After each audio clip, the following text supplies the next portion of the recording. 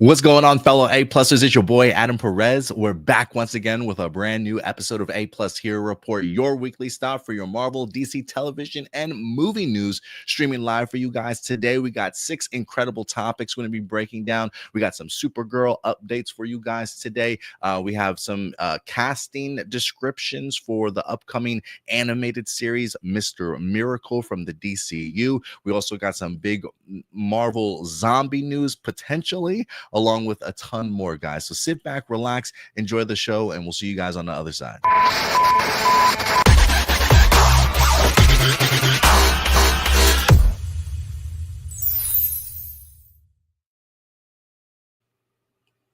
Good morning, ladies and gentlemen, here from Fort Worth, Texas. It is I, your host, Adam Perez. We are back once again with a brand new episode here, man. It's fantastic to see everybody here again.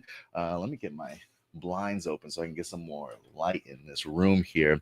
I hope everybody's having a fantastic weekend so far, wherever you're certainly watching us live from here today. We got some incredible topics we're going to be breaking down, some honorable mentions for you guys, and then, of course, your guys' live viewer questions towards the end of the show. If you haven't had the opportunity to submit your live viewer question, you certainly can. Go ahead and drop them over at our YouTube channel. Pretty much just go over to our YouTube page, click on the post tab, and you will in fact see a live viewer question post. You can go ahead and submit that over, and we'll get to your questions at the end of the show. But I hope everybody's doing well this weekend. It is just myself here. Stuart called in yesterday, so I was not able to get another co-host here with me. So it's just me, Adam, rolling solo dolo today. So I hope you guys certainly don't mind. Let me know if you're having any issues with the connection. I feel like the connection's pretty good. Volume is good. Can you guys hear me okay? Certainly go ahead and let me know in the comments. Yeah, man, I'm excited to go ahead and talk about some of these topics here with you. I feel like we're probably going to breeze through today's episode, but we'll certainly see. I have kind of been a little bit under the weather, if I could be frank with you. I don't know if it's my allergies that have been acting up. I've been coughing a lot, clearing some stuff out of my throat and chest. Yeah, it doesn't sound too pleasant whatsoever. So I'm going to try and push through here for you guys today. We should be okay, though. I took some medication before the show certainly began, but I hope everybody's having a fantastic time wherever you're certainly watching us from here today. I'll let people know that we're currently live. Share these videos, clip these videos if you certainly want to. Let's go ahead and get into today's show. Now, look, remember, at the end of the day, these are simply my A-plus opinions. I always want to know yours, though. So as we go through these topics, as we bring this stuff up, feel free to certainly go ahead and let me know your thoughts in the live chat or the comments after this show certainly wraps up if you want to. If you want to help us out monetarily, you can. I believe we got like super chats or super stickers available. I don't know if there's like a hype button for today's episode or not over on YouTube, but feel free to send a super chat over if you certainly want to. If you can't help us out monetarily, that's certainly more than fine. I know a lot of us live in paycheck to paycheck. It's tight in them streets right now. So if you do want to help out and help grow this show, click that like button, subscribe to the channel. It all certainly does help, guys. So I really do appreciate it. And look, as we go through these topics, if you have any thoughts about what we talk about, let your thoughts be known in the live chat, especially since I'm just here by myself today. I really love having like conversations back and forth and things like that with people. So as we talk about these topics, if you have anything to say in regards to them, put it in the live chat, and I'll certainly go ahead and bring you up to bring up your post. So let's go ahead and kick off here with showing some support that people that have joined us live here today. We got Enrique Perez in the house. Just saw the final trailer for Disney animated movie Zootopia 2. It will be arriving in November. Have you checked that out? I have not. To be fair, I don't think I've even watched the full first Zootopia all the way through. I remember bits and pieces of it. I get the gist of it, but I don't think I've watched the first Zootopia. But apparently, it must have been big enough to get a sequel. You know, Disney loves relying on their big sort of tentpole IPs, and I guess they kind of view Zootopia as one of those. But I personally have never finished it. Trailer and music video for Disney Junior's Marvel Spidey and Iron Man Avengers Team Up crossover special premieres Disney Channel and Disney Junior on October 16th. That sounds pretty cool. Also, last Friday, Nickelodeon premiered The Boss Baby Back in Business Netflix series as part of Night of Premieres with new SpongeBob and Patrick Show Halloween specials. That's pretty fun. Also, I saw the official trailer for Disney Twisted Wonderland, the animation anime series. It will be arriving on Disney Plus October 29th. I never heard of a Twisted Wonderland animated series. That might be something worth checking out. I might have to check that one out. Sounds interesting. I'll check out the trailer at least. And finally, we rewatched all the episodes of Marvel Zombies, and I was completely horrified. I think we talked about this last week when we talked about Marvel Zombies. I still have not finished this last episode, man. I'm probably going to go ahead and knock out this last episode of Marvel Zombies as of today. But I got to tell you, man, I've really enjoyed the first 3 episodes that I watched. Really fun. Look, I don't know if I want to say that there's like a mixed bag, but I definitely have seen a mixed group of people that absolutely love it, and a group of people that just really almost want nothing to do with it. Like, just were not big fans of it whatsoever. But I was a big fan of it. I had a lot of fun. Maybe it's the animation style. Maybe they felt, kind of robbed a little bit with What If and didn't care for the animation style so much. So when it comes to Marvel Zombies, it's hard for them to kind of connect or, kind of get on board. I really don't know. But I will say, what really stood out to me too, at least in the first 2 episodes, I'm not sure if they did this in the last 2 episodes or not.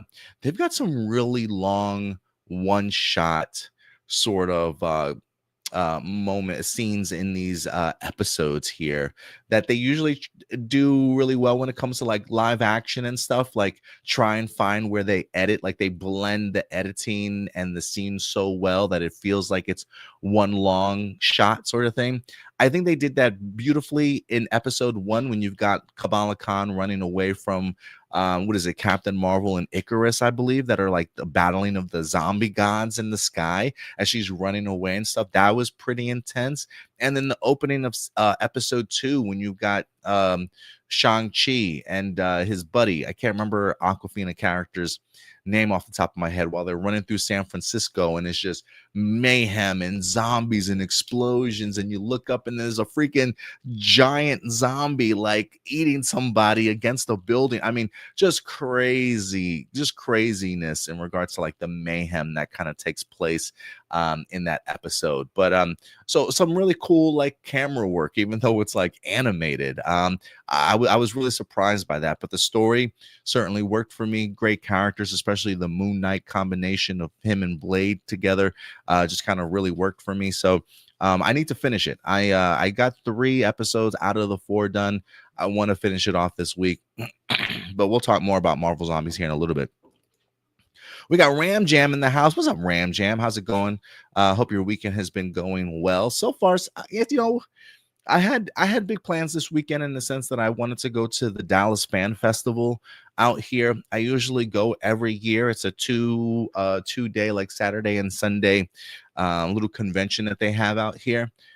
This is the first year that I've kind of really been underwhelmed by the guests that they had. It felt very more like nostalgic, old school kind of like a lot of the people that they had outside of like the current voice actors. A lot of the people that they had from movies and television stuff were like way back in the day. We're talking 30, 40, 50 years ago, there was, although I will say there is a TMNT panel that I wanted to see that I unfortunately didn't get the opportunity to go and attend. So I had plans on doing that, but I just had a lot of car troubles here this week. Me and my boy haven't really been feeling too well in the house. So just trying to do our part and feel better around here. You know what I mean?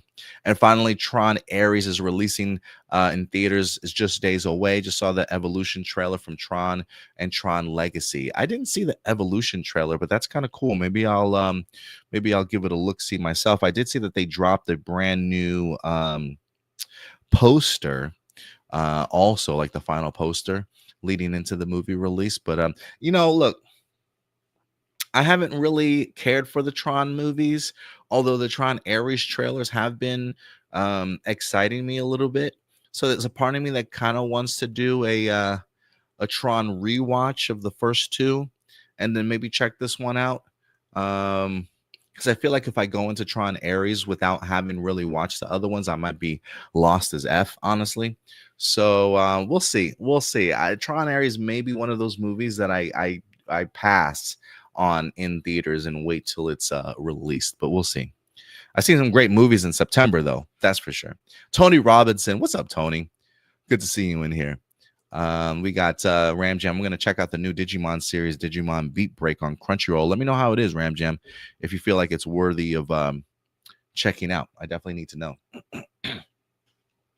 Yeah, I need to start lining up my movies that I want to see come October. I'm opening up my AMC app right now. I do know right off the bat, The Smashing Machine is one that I want to see this week, and that new Daniel Day-Lewis film, Anemone, however you pronounce it. I kind of want to see those. Those two are certainly on my radar. But look, these are the movies that I watched in October, or excuse me, in September. The Conjuring: Last Rites, which I personally was a fan of. I think it felt like The Conjuring back to its old ways. Maybe not as good as the original, but still a decent entry, especially for a farewell entry. The Long Walk, which was a hell of a surprise. I think I might have teared up a little bit in that film, to be quite frank with you. The Long Walk was really surprising to me. I had a fantastic time with that movie. A Big, Bold, Beautiful Journey with Margot Robbie and Colin Farrell's kind of like a romance, if you will. I'm not really big into romances, but I love both of them as actors. Man, the themes of that film just really resonated with me. I thought it was a beautiful film. Cinematography, the colors, the directing work. I mean, it was a beautiful film. Some cheesiness in regards to its writing, but for the most part, solid stuff, man. And then the last movie I saw, One Battle After Another, maybe my best film of the year, honestly. It felt a little bit long. I think it was over 3 hours or about 3 hours long. It kind of felt that way to me a little bit, so it did feel a little bit long. But as far as performance, story, themes, man, that movie just really hit. Musical score, really hit. It may be my best movie of the year. I kind of it's like neck and neck between Sinners and One Battle After Another. I think Sinners might come in second. I just think there's just so much inside of One Battle After Another that really resonates. Not to say that Sinners didn't, but I think it's just really heavy-handed in that regards. But this may be my best movie of the year so far. But I feel like we got some other bangers still certainly yet to come. But let me know what movies you guys have certainly seen recently. But yeah, I think The Smashing Machine and that new Daniel Day-Lewis movie is going to be on my radar to try and check out this week. But if you guys have been to the movies lately, let me know. All right, guys, let's kick off the show, man, with our first segment of the day, shall we?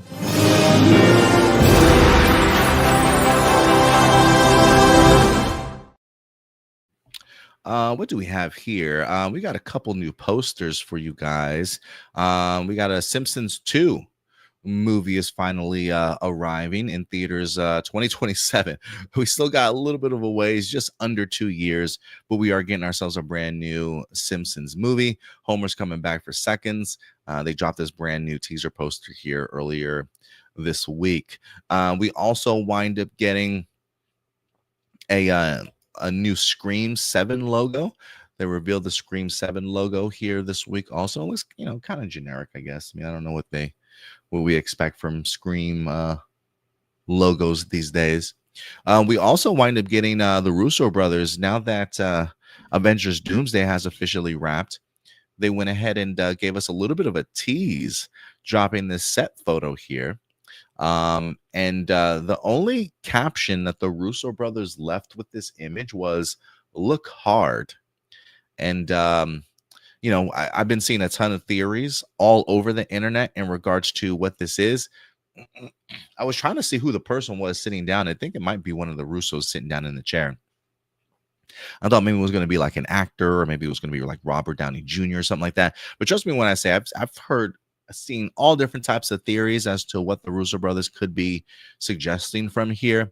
But I think for me, the most prominent one that seems to really resonate is a lot of people are seeing the initials of A, as you can see here from the very far left here with the big black item on the set here. A, and then right in the middle, following that curve from that big set piece, people see a V between the V. Right, I guess the lighting mechanism would technically be like right in the middle of the V. So they see A, V, and then when you see the scaffolding and stuff on the far right hand side, people are saying you can kind of see an X in there to kind of suggest Avengers versus X-Men, if you will, which honestly, to me, that resonates, because while yes, I do believe this is certainly a doomsday movie, we are going to have a battle here. The Avengers team, I'm assuming, will be battling the X-Men team at some particular point in time, whether or not they eventually like team up or whatever the case may be. I have a feeling that their worlds are going to be on collision to be an incursion. And in order to kind of save their universe, we may end up having our Avengers team of our Earth facing off against the X-Men team of their Earth. And so I do think a big bombastic battle is certainly set to go ahead and take place. So again, this was a teaser photo from the Russo brothers saying, look close. And again, a lot of people suggesting that this could say AVX for Avengers versus X-Men. But let me know what you guys think. I would love to know what you guys think. Let's see here. What else do we have? Oh, we got Blossom in the house. What's up, Blossom? Good to see you. She said she meant to say family situations I had to deal with, but this has sounded funny. Family witches. Hate those family witches, man. Always got to ruin everything for everybody, don't they? And then last but not least, we got ourselves Frankenstein in the news here this week, because Frankenstein not only dropped a brand new poster, but they also went ahead and dropped a brand new trailer for this. Look, this is almost shameful to me that Guillermo del Toro has to release this in a limited time in the theaters and then mostly on Netflix. I think if anything, this probably still allows him to be available for award season. But I almost find it really disgraceful that a man that has won like Best Picture, that the only company that was willing to kind of take up his Frankenstein project was Netflix. Like, really, guys? We couldn't have Warner Brothers. We couldn't have a big fledged like studio actually take this to the movie screen. Instead, this movie gets stuck on Netflix, and Netflix is just nice enough to allow this to have a theatrical run for a couple of weeks before it's exclusively on Netflix on November 7th. Because honestly, after watching the trailer, I forget how many great name actors are in this movie. Like, the idea of Mia Goth popping up in here was a friendly reminder. Like, oh my God, I forgot she was even in this movie. Same with Christoph Waltz. I didn't even know Christoph Waltz was in this movie till I saw the trailer. And Oscar Isaac, I think, is just going to do marvelous work in here. It definitely has that gothic feel to it, similar to how I felt when I watched his Crimson Peak movie by Del Toro a few years back. I think it was like a decade ago, like 2015 or something like that. But the set pieces, the set designs, I mean, there's an image in this trailer where it's like a frozen soldier on top of his frozen horse in the middle of like the Arctic. It looks absolutely bananas. The cinematography looks on point. Directing looks on point. Acting looks like it's going to be on point. The trailer was just kind of really blew me away. And so I'm really excited for this movie. But yeah, if you had the opportunity to check out the Frankenstein trailer, let me know what you thought about it, because I cannot wait for this film. I really cannot wait. It just feels like we have a resurgence in the Frankenstein IP. In fact, not only do we have the Frankenstein movie, but we also have the Bride movie that's coming out in March. And then there was another article this week that I read. They're supposed to be doing a very, very young Frankenstein television series or something like that. I don't know if it's like a comedy spoof or not, but they plan on doing I think the title of it is a very, very young Frankenstein. It just got a pilot order also, to kind of see how the comedy lands. I would assume the chemistry between the cast members and things like that before it's picked up for a full order. But I'm just like, that's three Frankenstein projects like in a year's time, probably releasing within each other, or a year and a half perhaps. So it's pretty crazy to kind of see how relevant the Frankenstein property is right now, and just some of the cool, innovative things that they're certainly still doing with it. I guess, once a classic, always a classic. If you can find a different way of kind of approaching it, you know what I mean? So I'm excited to see what they do with it, though. I really am.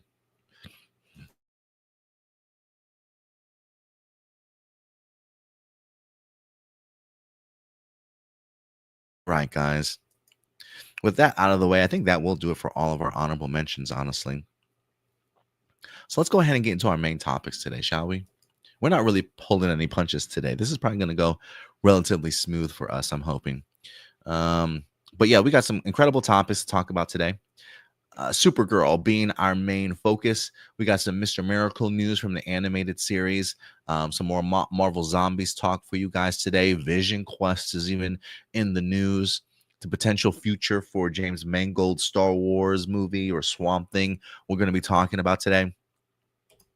But first up, the Girl of Steel, the Woman of Tomorrow, Millie Alcock as Supergirl is in the news here this week.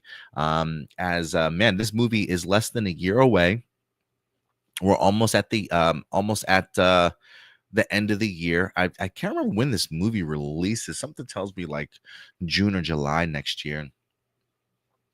I'm really hoping for some more official looks from this project, as this movie has officially wrapped. It is currently in post production. They currently are working on it. So I am hoping by year's end, if we've got some big tentpole movies, maybe we'll get ourselves a brief teaser. Maybe, maybe, maybe.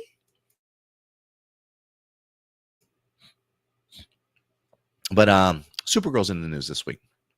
So let's talk about it a little bit. And I say it's in post production specifically because of the idea that I'm hearing word on the street, y'all. Word on the street is that this movie's already being secretly screened. Yeah, that's right. You heard me. Supergirl might have already had a secret screening. This is from the newsletter from the Hollywood Reporter, Heat Vision. It says the finale will mark the last of the Gunverse, talking about the finale of Peacemaker this later on this upcoming week. It says the finale will mark the last of the Gunverse until we see Supergirl in June. But it doesn't mean folks over at DC Studios are sitting idly by. Clayface is currently shooting in Hollywood. Remember that. While back home, Supergirl had a quiet screening on the Burbank lot with a select group of executives and a few members of James Gunn's trusted DC stable. Now, look, usually when we have some sort of secret screening, I feel like it doesn't take a lot of time before someone like the online scoopers or the insiders start talking about what some of the people thought about the Supergirl screening.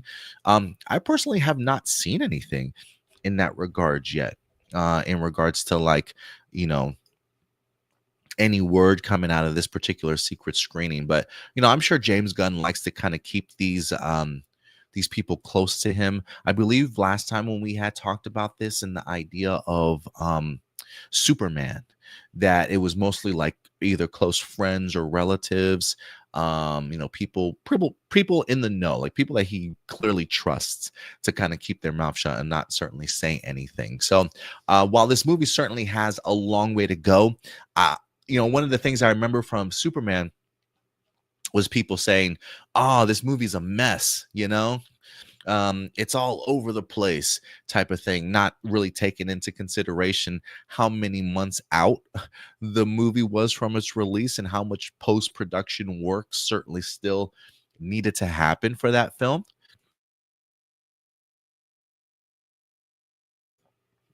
So when it comes to a Supergirl sort of secret screening, I'm kind of under the impression here that this movie is probably still in the middle of VFX work.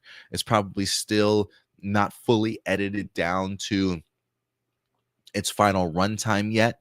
So there's probably a lot of unfinished special effects that are certainly taking place, a lot of rough shots here and there, but probably just trying to give people um, the themes and the concepts of what they're certainly trying to go for when it comes to what they want their final product to kind of look like. Maybe get some industry notes. I don't know how. Look, James Gunn didn't direct this movie, nor did he write this movie. Anna Noguera wrote it. I believe the director is Craig Gillespie, if I'm not mistaken. James Gunn usually, as he talks about previous, he doesn't do a lot of reshoots. He films a lot of stuff, maybe a couple of pickup things here and there, but I don't think he himself, James Gunn, really allows for days or weeks of reshoots to kind of pick things up. So I am kind of curious if that's the same thing that Craig Gillespie does, because if anything, I would say if Craig directs his movies differently, um I am curious if James Gunn and the DC Studios, Peter Safran, allow for pickup shots and reshoots at some particular point in time, because I would assume that after a secret viewing or a quiet screening of Supergirl, if there's anything that needs to be picked up or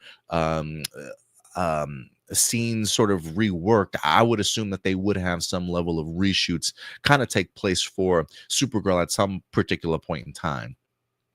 So we'll see. I will keep my ears close though to the internets to see if actually, while I got you here, let me see if I can pull up my Twitter, and I'm just gonna put in Supergirl screening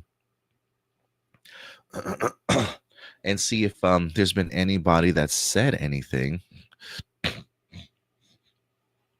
because usually those that are quick, like the insiders, are quick to kind of give insight in what people thought about it. But I'm not seeing anything in word on the street.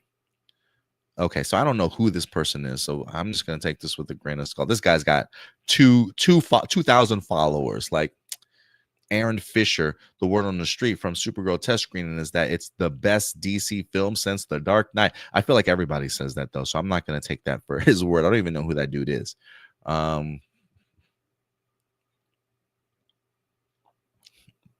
That's literally the only thing that I can find, honestly.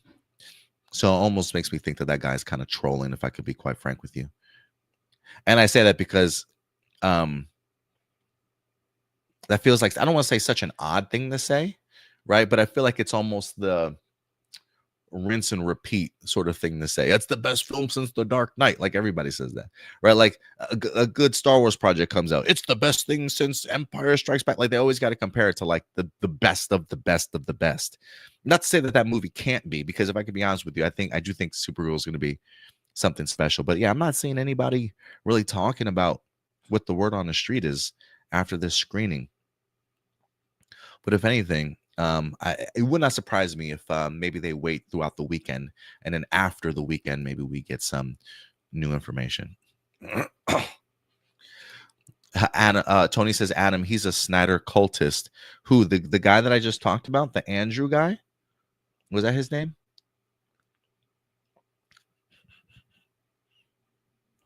Where does this thing go? I just had him. Oh, Aaron Fisher. My review, huh? Oh yeah, I see his first pinned post says, to be clear, I am a DC fan first. This has nothing to do with Snyder. It always has something to do with Snyder. So yeah, thank you for bringing that up to my attention, Tony. Thank you so much. So yeah, he's probably already stoking the fires of trying to get the hype for Supergirl so high that Snyder cultists are like, already need that sort of material to bash this film, sort of thing. You know what I mean? What's up, Blossom? Good to see you. I already brought Blossoms up, but thank you for that, Tony. Thank you for bringing that to my attention. So yeah, while Supergirl is currently screening secretly for executives and close members of James Gunn's trusted allies. Anna Noguera is also in the news. The one who's behind the writing of it. She was just recently in a Variety article highlighting top screenwriters to watch for in 2025. And this makes perfect sense that Anna Noguera is on this list, to be honest with you, because she's got her hands almost in everything, it feels like. If it's not Anna Noguera, like if it's not Tom King helping James Gunn almost like write everything, it's Anna Noguera. Like Anna Noguera not only has her name been attached to Supergirl, her name has also been attached to Teen Titans. Her name has also been attached now also to Wonder Woman. How true some of this all is, I have really no idea. But Anna Noguera had the opportunity to sit down with Variety this week to talk about Supergirl a little bit. And I found it kind of interesting. So let's jump right into her profile. Just so we have a little bit, I'm going to give you a little bit of background here for her. Anna Noguera started to expand her career from acting. She was in the Michael J. Fox show, and she was also a part of the Vampire Diaries. So she's been an actor first. She expanded her career from acting into writing in the mid-2010s. She saw herself focusing on dialogue-driven dramas and romantic comedies. I'm not the first person that has entered Hollywood saying, and then they will anoint me Nora Ephron, she says with a laugh. Instead, her 2016 off-Broadway debut as a playwright about a struggling couple that take a pill that allowed them to feel each other's emotions sent Noguera on a different path altogether. Everyone read it as a genre script, so I started getting called in to pitch on world-building fantasy, futuristic sci-fi. One such meeting was with executives at DC Studios, who handed her a collection of comic books written by Tom King about Superman's cousin, Kara Zor-El, better known as Supergirl. While Noguera doesn't regularly read comic books, she is a big fan of superhero movies. But Supergirl hadn't ever quite made sense to her. She watched Krypton, completely destroyed, Noguera says.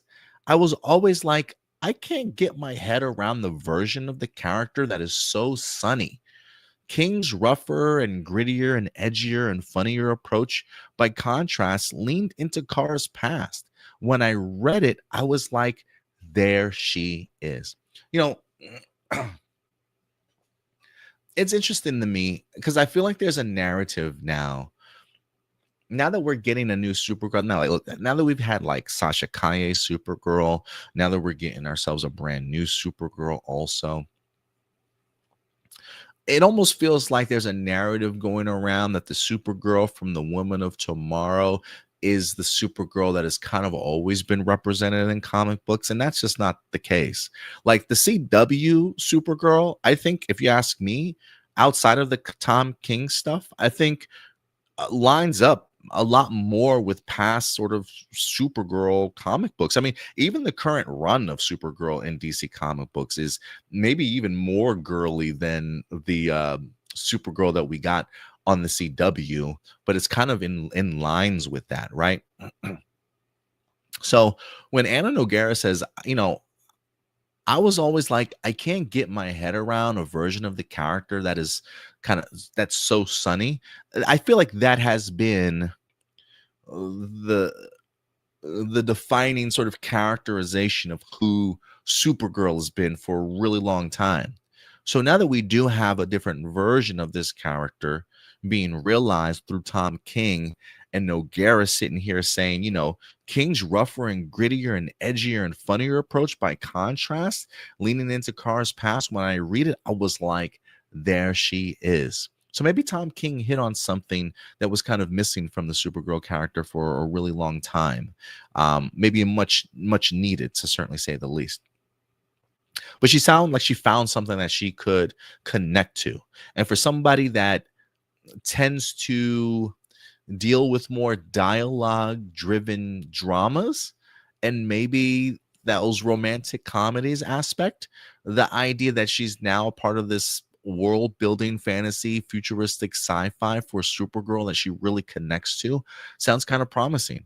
She says the article goes on to say Supergirl, directed by Craig Gillespie and starring Millie Alcock, will be Nogueira's first produced feature screenplay when it debuts in June of 2026. So this is her first screenplay. Again, this is not that this is the first thing that she's written. She has done playwright stuff for Broadway, clearly, and some other things as well. But the fact that this is going to be her first feature screenplay, I'm sure it's a lot of pressure, but the fact that it's her first feature and we already have somebody like James Gunn that is like screaming to the high heavens that this is like the best script that he's ever read before. I don't want to say it doesn't surprise me, but it really gets me excited for the potential of how good she is in regards to connecting with these characters and bringing them to the big screen. And she's already working for DC on adaptations of Wonder Woman and Teen Titans. She's also thrilled to finally have sold a romantic comedy script to New Line Cinema, written and with her friend. DC's Peter Safran is producing. Also, it's such a nice palate cleanser. There's no aliens, no explosions, and nobody kind of gets beat up. So I guess for her too, you know, the idea of being able to balance out what it is that you're doing. But this is all, honestly, if you ask me, this is just all really promising stuff. I think Supergirl, regardless of what Supergirl does at the box office, I have a feeling it has the potential to be better than Superman. I have not read Woman of Tomorrow. It is on my to-do list for sure before this movie in fact releases. But hearing James Gunn's hype, hearing how Anna Nogueira, because I always think as a writer, you have to find some sort of way into the character that you're writing, something that you can connect to. I think the idea of Kara having seen her entire planet destroyed in front of her clearly messed her up to the point to where she's now relying on alcohol and going out partying to kind of drink her sorrows away or handle, you know, her levels of depression that she certainly might be in. The idea of adding somebody to like a Lobo to this definitely adds to the comedic factor, I think, that we can kind of get. But I think there's a ton of drama in here. I think there's a ton of like character exposition to do in peeling back the layers of who Supergirl truly is and the trauma that she's kind of experienced in her life. And I always think like great movies may sometimes always be like having aspects of heavy-handedness in regards to the drama and the themes that kind of explored.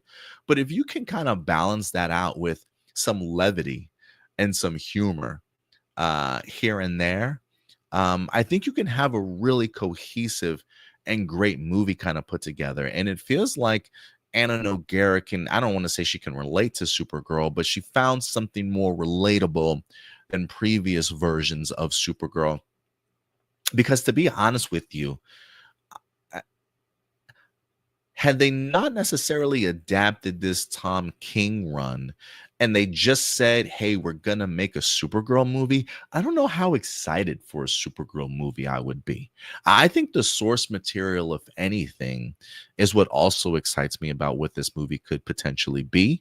To feel like I'm not just getting a rehash of the CW Supergirl that we saw on screen. You know, shout out to Melissa Benoist for making Supergirl relevant again, being around for 5-6 seasons or wherever the case may be, inspiring young girls, you know, all over the place. She will continue to be Supergirl for many people, and she certainly did her part. But I am fascinated to kind of see what this Supergirl is going to be like on the big screen with this story that certainly needs to be told. So I'm excited for Anna Nogueira. I wish her the best. The fact, again, that she's got so many things going on right now with her hands inside of DCU, with Wonder Woman also she's working on in Teen Titans, and yet also being able to do other projects that aren't necessarily in those comic book realms, I think allows her to stay fresh and on her toes and still be able to tackle these characters in this fantastical world and not be burnt out immediately. You know what I mean? So I hope James Gunn just takes into account how many projects he has, not only Anna Noguera working on, but also Tom King. I really would like to see other named writers having just as big of an influence on the DCU content that we're going to be getting. Not to say that I am a fan of Tom King's work. I feel like there is almost a forced hate on Tom King as a writer. That the one that I don't necessarily understand or get per se. But maybe there have been people in the comic book world that have been reading these comic books and characters longer than I have and feel like maybe he doesn't necessarily tackle those characters correctly, or he just has a different vision than what they're certainly used to. But the Tom King stuff that I have read has always felt compelling to me, and unique. And so while I am eager to kind of see what they bring to a lot of these characters, I do hope James Gunn has a line of great additional writers to kind of help make some of these other characters that we're going to be diving into feel unique and different overall. But Supergirl, I feel like, is honestly lined up for success. I really do. I think we're on to something big here. We got Kiki and Luca in the house already with the super chat today. Thanks, Adam. No, thank you, Kiki and Luca. I really appreciate it. Really, like, you guys help keep us afloat for sure. They also say hi, everyone. Marcelino, people are saying that the new Supergirl will help rejuvenate the character. That's how you do a proper girl Supergirl representation. I mean, look, I think the CW Supergirl was more than a proper representation of everything that we've gotten before from Supergirl. But in regards to the idea of rejuvenating the character, absolutely. Absolutely. I do think that Supergirl has hit sort of like a brick wall, which is why, in the sense that I said, like, I'm kind of glad that they're adapting the Tom King aspect of things. Because had they just told me, hey, we're doing a Supergirl movie, I don't necessarily know if I would have cared about it. Right. And so I think that that says a lot about where Supergirl is kind of as a character. But the fact that they are doing this movie, I would agree. I do think that this new Supergirl will rejuvenate the character even more, and will have an even bigger presence, to be honest with you. So, you know, when somebody like David Zaslav calls Supergirl one of the four pillars of the DCU, it feels like this is more than just a one-shot sort of moment in time for Supergirl, that she's going to have a prevalent role in other things kind of going forward. I mean, we did see her pop up in the Peacemaker premiere, I believe, like, right, replacing the previous Justice League with the Justice Gang. So that was pretty interesting. I don't think they showed Millie. Did they show Millie Alcock in her Supergirl outfit, or just her silhouette? I can't remember. But Supergirl was present there as the Justice Gang. So we'll see how this turns out. But I'm excited for it. John, what's up, John? I think Supergirl is before Superman. I'm kind of under the impression that Supergirl is after Superman. I feel like Supergirl probably picks up on the adventure after she picks up Crypto. Thanks for watching them, bitch.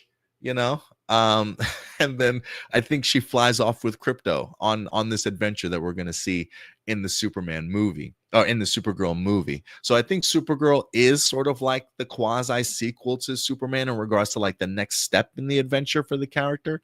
But it would not surprise me. Like, I would not be shocked if we see flashbacks, or if we see the destruction of Krypton. Like, if what she had to experience to get to be the way that she is, she had to see some horrific and traumatic stuff. And I think it's important as the audience that we get to see what she saw too, to fully understand, like, yeah, if I saw that, I'd probably be messed up in the head a little bit too, in regards to not being able to handle, you know, the way that I've how she handles her, how she handles her life now, sort of thing. So While I do think there might be some flashback moments that, yes, do take place before Superman, I'm kind of under the impression that overall, the Supergirl movie will be set after Superman. But appreciate you coming through, John. Thank you so much, man. I feel like I'm starting to see you more and more often around here, man. Thank you very much for your continued support. Marcelina say people like to say that all the animated versions are all better than CW. That they kept Supergirl isn't a gender bent Clark for her own character. You know, to be fair, the animated versions are great. DC to me never really misses when it comes to their animated work. DC animation, honestly, and the CW DC television stuff, I think, really helped keep DC characters afloat for a really long period of time for us to get to where we're at right now. But yeah, they always did some great work. But look, I want to know your thoughts, man. Anna Noguera talking about being able to connect with Supergirl through Tom King's work, that it makes so much more sense and she's able to access that character, along with the idea of special quiet screenings right now for Supergirl happening for executives at DC, along with those within the trusted circle of James Gunn. Look, it would not surprise me if later on this week we do get some online insiders that start giving some ideas as to what people are feeling after watching Supergirl. Whether that's going to be trusted sources, that I certainly don't know. So take those certainly with a grain of salt. I will always say take screenings. Always, always, always take screenings with a grain of salt, because they are never the finished product. And half the times the screenings that people are watching have unfinished stuff in it, unedited, not completely cut down to its proper sort of runtime or cohesiveness sort of thing, right? So everything can always be a mess when it comes to screenings. So never take screenings as gospel. I'll just say that, okay? But it's always fun to kind of discuss. But yeah, let me know your guys' thoughts in the comment section box below. We'll stick in the world of DC though, because we wind up, when it comes to DC Studios, we know that we're not only going to be getting live action stuff, but we're also going to be getting animated stuff also. Animated stuff that is within the DCU sort of canon. James Gunn has talked about the idea that, look, some of these voice actors that we get to portray these characters in animation, if we ever do them in live action, will eventually get brought over to do live action stuff also. So I believe that they've talked about the idea of doing like 2 live action movies a year, maybe 1 or 2 live action series, along with maybe 1 or 2 animated series also. We do know that we have a Blue Beetle series that's certainly in the middle of being worked on right now, as Jolo Maraduena is going to be coming back and doing his Blue Beetle thing. But one DC animated show that was announced a couple of months ago is back in the news, and that is Mr. Miracle. That's right, Mr. Miracle. We're getting into New Gods territory here. It's in the news here this week because we've got some casting descriptions in regards to who some of the characters are that we could be potentially getting in here, along with their character traits. Look, based off of just, I am fascinated by the idea that this is animated and not live action. Live action, I think the reason maybe why it isn't going live action is because maybe of the budget for just the special effects alone. I do have a feeling at some point in time we will get ourselves sort of like a live action New Gods movie. So I do think these characters will be brought into live action, but I think if you do it, you do it on the big screen where you can put a heavy budget certainly behind it. But in the meantime, before we get there, we do have an animated series to talk about. So let's go ahead and dive into this. This new article came to us from Nexus News I think, what the hell is their name? Nexus Point News? What is this? Nexus Point News. Yes. I continue to find them as a pretty reliable source. I feel like they break stuff, break news relatively early. And the news that they do break usually kind of sticks. So I've added them to my reliable source kind of portfolio here. But this is exclusive Mr. Miracle casting description shed light on the upcoming series. As announced in June, Tom King, again, we just talked about Tom King being everywhere. Tom King helped write Lanterns. And now he'll be show running an upcoming adult animated Mr. Miracle series for DC Studios. The series will consist of 8 episodes and is set to feature Scott Free, Mr. Miracle, and his wife and partner, Big Barda, as the leads. DC Studios heads James Gunn and Peter Safran will serve as executive producers. It is currently unknown if the series will be set in the DC universe or if it will be an Elseworlds project. Now, they have mentioned this before in the sense of whether or not this is going to be Elseworlds or part of the DCU. I personally think it will be DCU. And again, that's just me. That's just me speculating and theorizing. That's not anything confirmed. But I have a feeling that this will be DCU. And the only reason why I say that is Tom King. Again, Tom King. I don't know if you take Tom King's work and you make Elseworlds out of it, because he wrote the original Supergirl Woman of Tomorrow. And now he also wrote Lanterns, which is in fact going to be part of the DCU canon. I think if Tom King is involved in anything, I think as James Gunn, you want him to continue to be involved with the DCU to kind of help shape and mold the direction in which you're going to be taking this universe. And what better way than to get somebody like Tom King, who has had his hands in the New God stuff for a really long period of time. He knows these characters. He did a fantastic Adam Strange series too, if I'm not mistaken, a few years back. So he knows this particular world also. So when they mention Tom King as the showrunner, it's hard for me to fathom that this is going to be Elseworlds. But again, that's just my own speculation. Sources tell Nexus Point News that casting is underway. And character descriptions have revealed the supporting cast. The series is set to feature Darkseid as the series antagonist. We also got Highfather, Light Ray, Orion, and Funky Flashman. The series will adapt King's 12-issue Eisner Award-winning Mr. Miracle. So again, another Tom King comic book series being adapted. And look, this is kind of like what Marvel did a long time ago with a lot of their stuff too, right? Like Civil War was a comic book series that they adapted into a movie. Now, granted, they took certainly some liberties in regards to that. Same thing with the Infinity War, right? A storyline that was adapted from the comic books onto the big screen, clearly taking liberties, but the themes are certainly there. I like the idea that James Gunn is taking comic book source material.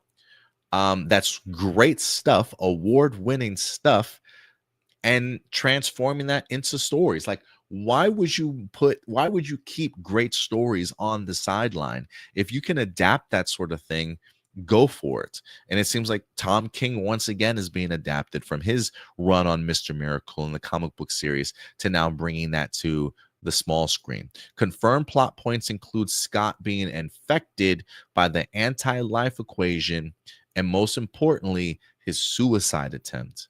So there's going to be some heavy stuff in this. Thus, while it's an adult-oriented animated series, Darkseid is described as the physical manifestation of all evil in the universe. He speaks in a silly, over-the-top manner, which is balanced with his calm but confident demeanor. A Funky Flashman serves as a narrator in certain scenes, and his Stan Lee inspiration is very prevalent in his adaptation of the character. Described as a snake oil salesman, he's very articulate with his words and knows how to sell a product. Light Ray was raised alongside Orion and is very loyal to Highfather and Orion. He considers himself superior to Scott and Barda and sees himself as too good for the missions assigned to him by Highfather. Highfather is the all-knowing leader of New Genesis who has trouble connecting with other new gods due to his status and power, especially Scott, who has resented him, who has resented him childhood for his decision to give him up to Darkseid. Orion, the son of Darkseid, carries his father's anger, sins, and ambition, but has repressed it since childhood, since being raised by Highfather. Orion will serve as a mentor to Scott in the series. Trying to see if there's anything else. It looks like that is all that we have right now. Mr. Miracle is currently in development. Likely premiere on HBO Max. If there's anything really that kind of jumps out at me that makes me go like, huh?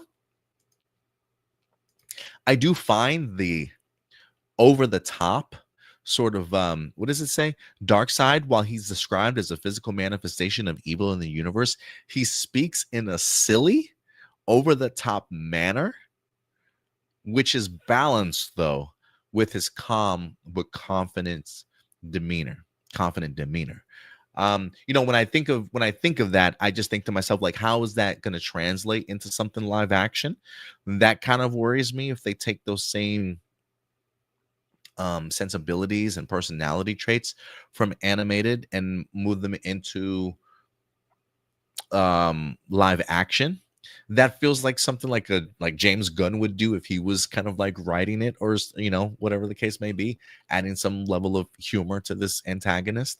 So it does say it's balanced by his calm and confident demeanor. So I guess I kind of have to see what that character would look like, how he talks, if it feels like this is a little bit way too silly to be the actual DCU Darkseid, right? Like that could if there's anything that could sway me into, well, maybe this is Elseworlds, it would probably be this the description of Darkseid alone. But if they can play around with it and make something work of it, maybe what we do get in live action eventually is just like completely different from what we got in this animated series itself. I think for me, though, what will be really interesting and what I'm looking forward to is who the voice actors are going to be. One of the fan casts that I've had, and James Gunn likes to work with a lot of the same people, and he likes to bring people that he's worked in before. And we've always talked about, what Guardians of the Galaxy characters or actors have we not seen in the DCU yet?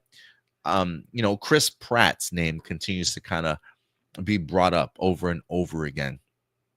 I would be kind of curious if Chris Pratt would be in for the scot-free Mr. Miracle role. I've kind of always seen him too, maybe possibly as like Orion. I think that would be really interesting. I think the return, I would even say the return of Henry Cavill in some capacity for one of these characters, I think would be great, whether that be Orion or somebody else. Maybe Darkseid himself, who really knows? I think the casting will say a lot in regards to, is this going to be DCU canon or Elseworlds? Because again, I am under the impression at some point in time, these characters will be brought to live action. And if the casting announcements for these characters are really big names, prominent names that we know, it would be a disservice to kind of just rule them to Elseworlds material, in the sense of like, no, I think these people are going to come into DCU canon at some point in time. So I think that's the key.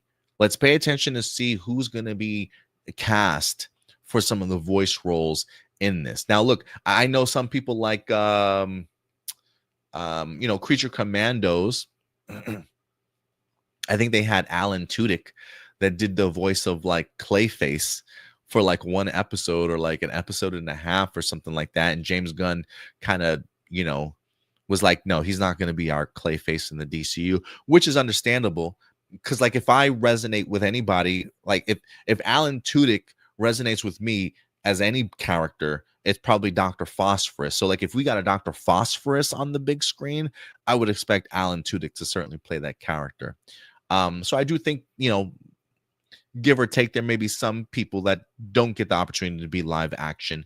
But I think in something like a Mr. Miracle, where it could potentially lead to a big film like a New Gods or, a new Genesis, or just exploring those characters at some point in time, I think the voice acting cast will be really important. And if some of those names are big Hollywood names, then yeah, I think it's almost confirmed for us. But that's just me.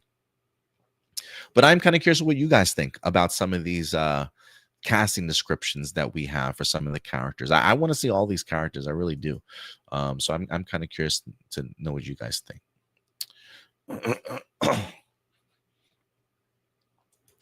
John says, when is Mr. Miracle? That I don't know. It's in production right now.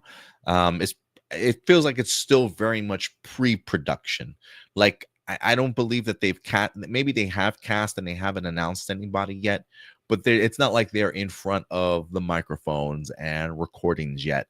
I don't even know how far along the scripts are. I mean, you got a showrunner right now in Tom King, so I expect pre-production to be going on right now because you got a showrunner in place, right? So you've got somebody that's probably hiring additional writers, hiring other directors too, animated directors. He's probably doing some casting, or at least picking out names that he wants to bring in to kind of do some voice work. So pre-production is currently underway. When it would be released, who knows? 2027 maybe. I have a feeling maybe like Blue Beetle might come out in 2026. Maybe that comes out in 2027. So who knows? Maybe we got Mr. Miracle and Blue Beetle releasing in 2027. So I would expect it to. I would expect it to at least be after Man of Tomorrow sometime. And Man of Tomorrow comes out in 2027. So I would expect anytime after Man of Tomorrow. So maybe late 2027, early 2028 would be my best guess. We'll see though.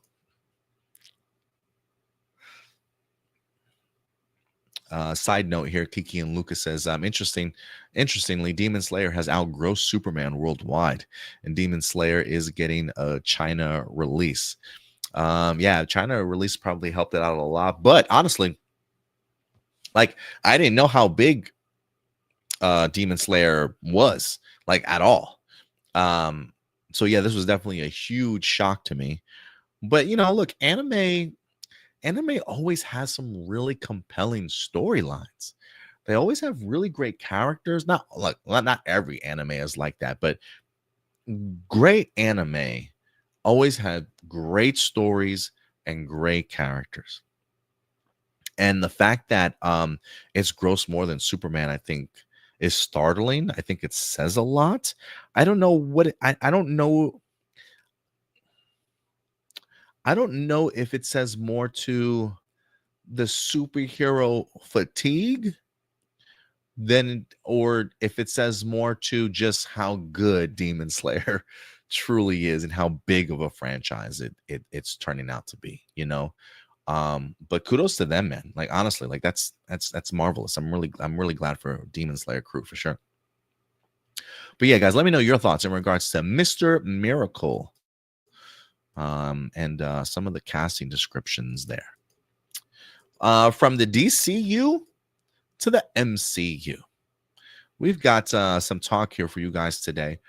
We talked a little bit at the top from one of the comments earlier about Marvel Zombies. Marvel Zombies 4-episode miniseries or limited series event has come and gone. It is currently up on Disney Plus. It's been getting some pretty good reviews from what I can tell, although I have seen my fair share of some mixed reviews of some people that haven't liked it. I feel more positive, especially on our Facebook page. We posted a Marvel Zombies poster asking people how they felt about it, and we've gotten overall positive reception towards Marvel Zombies, but there are people that aren't really messing with it too much, which, to each their own. But I personally was a big fan of it. And one of the things that we've always talked about or at least has been suggested in the past, that the executives have said is that we're going to keep a really close eye on Marvel Zombies. You know, they had a really big push for people to watch this show, really leaving up to the idea of like, hey, if people watch this show, who knows what the future of Marvel Zombies is going to be. And so we got some updates for you guys. Marvel Zombies is back in the news here this week, as the viewership is even better than what Marvel expected, which is crazy. Let's go ahead and dive into this article here. This is from thedirect.com. Marvel Zombies Disney Plus viewership is even better than what Marvel expected. The rated R Scarefest has been shambling its way up the streaming charts. Disney Plus looks to have another win in the books with Marvel Zombies, thanks to its strong initial viewership performance. I want to get this other banner up real quick here. Hold on one second. There we go. The new mature rated animated series debuted on Wednesday, September 24th, telling an undead story set firmly within the continuity of the Marvel universe. Being only 4 episodes long, TVMA, and animated, one might think that the series would have limited audience potential. However, that appears not to be the case. First off, that's a crazy ass line to me. Being only 4 episodes long, TVMA, and animated, one would think that the series would have limited audience potential. Like, why? Why would you think that, though? Like, Invincible is TVMA. Like, we've seen some great TVMA animated stuff. Like, maybe the 4 episodes might have turned people off, but TVMA and animated, I think, is like as big as it ever is right now. That just feels like an odd thing to say. Marvel Studios is very pleased with Marvel Zombies' 5-day opening viewership performance. So much so that Marvel Animation is already considering future zombie stories to tell on Disney Plus, according to a well-placed Marvel source. Marvel Zombies' initial viewership metrics have surpassed Disney and Marvel's internal expectations, and per sources, the series is shaping up to be one of Marvel Animation's most successful shows to date. For reference, What If Season 1 and X-Men 97 are Marvel's biggest animated hits, with the latter earning a whopping 4 million viewers in the first 5 days. That's its competition. On each of its first 3 days, Marvel Zombies ranked number 1 on the streamer's top 10 most watched list in the United States. The new R-rated animated series from Marvel Animation follows a superhero, yada, yada, yada. What made Marvel Zombies such a hit? While fans will likely have to wait for official numbers from Disney to see just how big of a hit Marvel Zombies is, early signs seem to be pointing to a massive success for the Marvel Animation team. The Undead Adventure has enraptured fans despite middling response from critics early on. It debuted at 65% on Rotten Tomatoes. Where is it at now?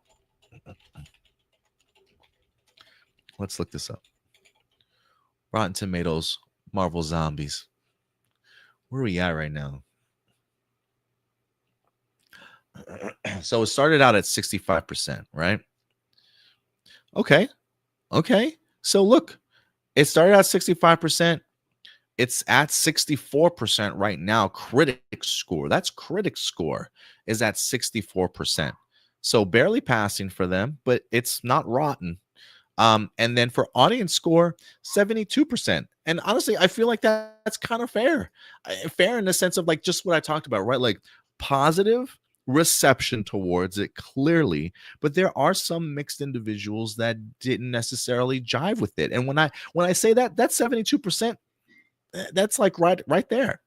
So yeah, definitely worth watching if you ask me personally. The success may come as a surprise to some fans. Let me see. While it's difficult to pinpoint precisely why the series is resonating this way, there are key points that are likely contributing to the success. The most significant factor This is how unique the zombies idea is. This is not just another Marvel show. It has offered fans a look at the MCU world unlike anything else that has kind of come before it. Whereas you can die grisly R-rated deaths at any moment, and one that looks hopefully different from the Marvel universe most fans are used to. Pair that with the fact that we are on the verge of spooky season, with audiences looking for the next spine-chilling binge to ring in October. You have the perfect recipe for streaming success. That's true. The release of this timing was absolutely perfect. But yeah, look, man, I think because of this success, I think this is going to be a season 2. I think we're going to get ourselves a season 2 with some capacity. Whether or not that season 2 looks like another 4-episode arc, that I don't know. I would be kind of curious, guys. And let me know your thoughts in the comments. If we were to get a Marvel's Zombies What If season 2, do you want them to go the route of another 4 episodes and leave it as that? Because the original concept of Marvel Zombies, I think, was supposed to be a movie, and then they changed course and decided to make it into a 4-part miniseries or limited series. Would you like another 4 parts, or would you like to see them expand upon it and give us like 8 episodes? I would be kind of curious to know your guys' thoughts. I think like 4 episodes for what they were going for in here, I think was truly perfect. I guess it really would depend on what the themes and the pacing is going to be for your next story that you're trying to tell.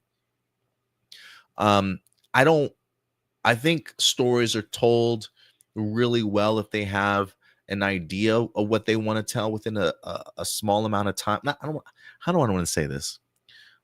Don't drag it out longer than it needs to be, right? Like if you have a story and you're like, let's make it 8 episodes. If you're struggling to make that story fit into 8 episodes cohesively and fluidly, like don't do 8 episodes then. Right? Like if you're just doing 8 episodes because the people want more, and now you got to water down your story to fit 8 episodes, please don't do that. But if they do have another story to tell, maybe Marvel Zombies stories, because of just the theme of what they are, fits great as 4 episodes. I don't know, but I do think the potential for more Marvel Zombies is officially here. I thought this was just going to be a one-off, honestly. But with the trajectory and where Marvel animation is going these days, Brad Winderbaum is becoming one of my favorite heads over at Marvel Studios or Marvel Television and Marvel Animation, because he's bringing back sort of the classic release schedule of television shows and animation that we used to have years ago. I don't see why we have to wait 2 or 3 years for a new season of things. And so the fact that they've got head starts on things, I'm really hoping that now that Marvel Zombies has been received the way that it is, this, if you ask me, I think this is like the next notch in Marvel animation stuff that they can now do more of. Because honestly, if you ask me, Marvel animation really has not missed, with the exception of maybe What If season 3. I didn't care for What If season 3. I know some people didn't care for the What If series as a whole in general, and that's fair. However, you certainly felt about What If. But X-Men 97, Friendly Neighborhood Spider-Man, I really enjoyed Friendly Neighborhood Spider-Man. I had some issues with the release schedule of 3 episodes together. The first batch of 3 episodes was like, okay, let's see where this can go. But as each 3-episode batch dropped, it got better and better and better. And I know some people feel some type of way about the animation and stuff, but I think from a cohesive animated storytelling perspective, your Friendly Neighborhood Spider-Man does not miss a beat. So we've got X-Men 97, Spider-Man, and now Marvel Zombies that have managed to hit home runs in regards to positive receptions. And now these are 3 new Marvel animations, actually X-Men 97 and Spider-Man, but potentially 3 in Marvel Zombies that we will now get on a yearly basis. And for me, that's I'm so excited for Marvel animation right now. I didn't finish. Did I? I don't remember if I watched. I think I dabbled a little bit in Eyes of Wakanda, but I don't know how well Eyes of Wakanda was received. That was another Marvel animation project sort of thing. But I think that was also meant to be a limited series one off. But I don't hear people talking about Eyes of Wakanda like they did with Marvel Zombies. So we'll see. But I'm enjoying Marvel Animation's track record here. And this just feels like a very bright future for where they could potentially take their animation studio. So we'll see what else animated wise they give to us here. But do not be surprised here if within the next couple of weeks or by year's end, if they greenlight a season 2 for Marvel Zombies, or at least announce more projects certainly underway. But let me know your guys' thoughts. I gotta finish. I gotta finish this Marvel Zombies. I was on a really hot streak. Had 3 episodes in. I was really ready to finish it off, and then people got sick around the house, man, and just kind of threw me off. All right, guys. We will stick in the world of the DC of MCU. Instead of Marvel animation, though, we're going to go to the Marvel television side of things. As Vision Quest is back in the news here this week. I got to tell you, man, the more and more that I hear about Vision Quest, the more excited I get for it. You know, it was kind of announced like in the shadows of all the other Marvel television stuff that we're going to get on streaming. That I think, like, you know, a lot of the stuff started becoming very subpar. And so I think when Vision Quest kind of was announced, we're just like, okay, you know, another Marvel television show on Disney streaming. Let's see how this kind of goes. But the more and more that they talk about this show and how it's coming together, the showrunner from Star Trek Picard, the sci-fi elements that it's going to involve, the return of Ultron. We got Jocasta making her appearance in here. We got a ton of AIs. Like Friday is going to be in here. I think Jarvis might pop back up. There might be even somebody else in here that I'm losing track of. This feels almost like this is one of those Marvel television series that kind of came on last minute, in the sense of like after they figured out, hey guys, we've been doing a lot of quantity over quality lately. We need to kind of change that recipe. And I feel like maybe Vision Quest might have like made it just in the nick of time for quality over quantity. But we'll see. We'll see when it comes to the final product. But regardless, Vision Quest is underway. And this week, Paul Bettany, that's right, Paul Bettany, the Vision himself, talked about the project. Maybe talked about it a little bit too much. I feel like maybe people haven't been interviewing Paul Bettany in years when it comes to anything Marvel related. So he's kind of forgotten about like the Marvel sharpshooters out there waiting to, like, you know, quickly correct you for saying things that you're not supposed to say. Because it feels like Paul Bettany's just like just giving out information right now. So let's go ahead and dive into this.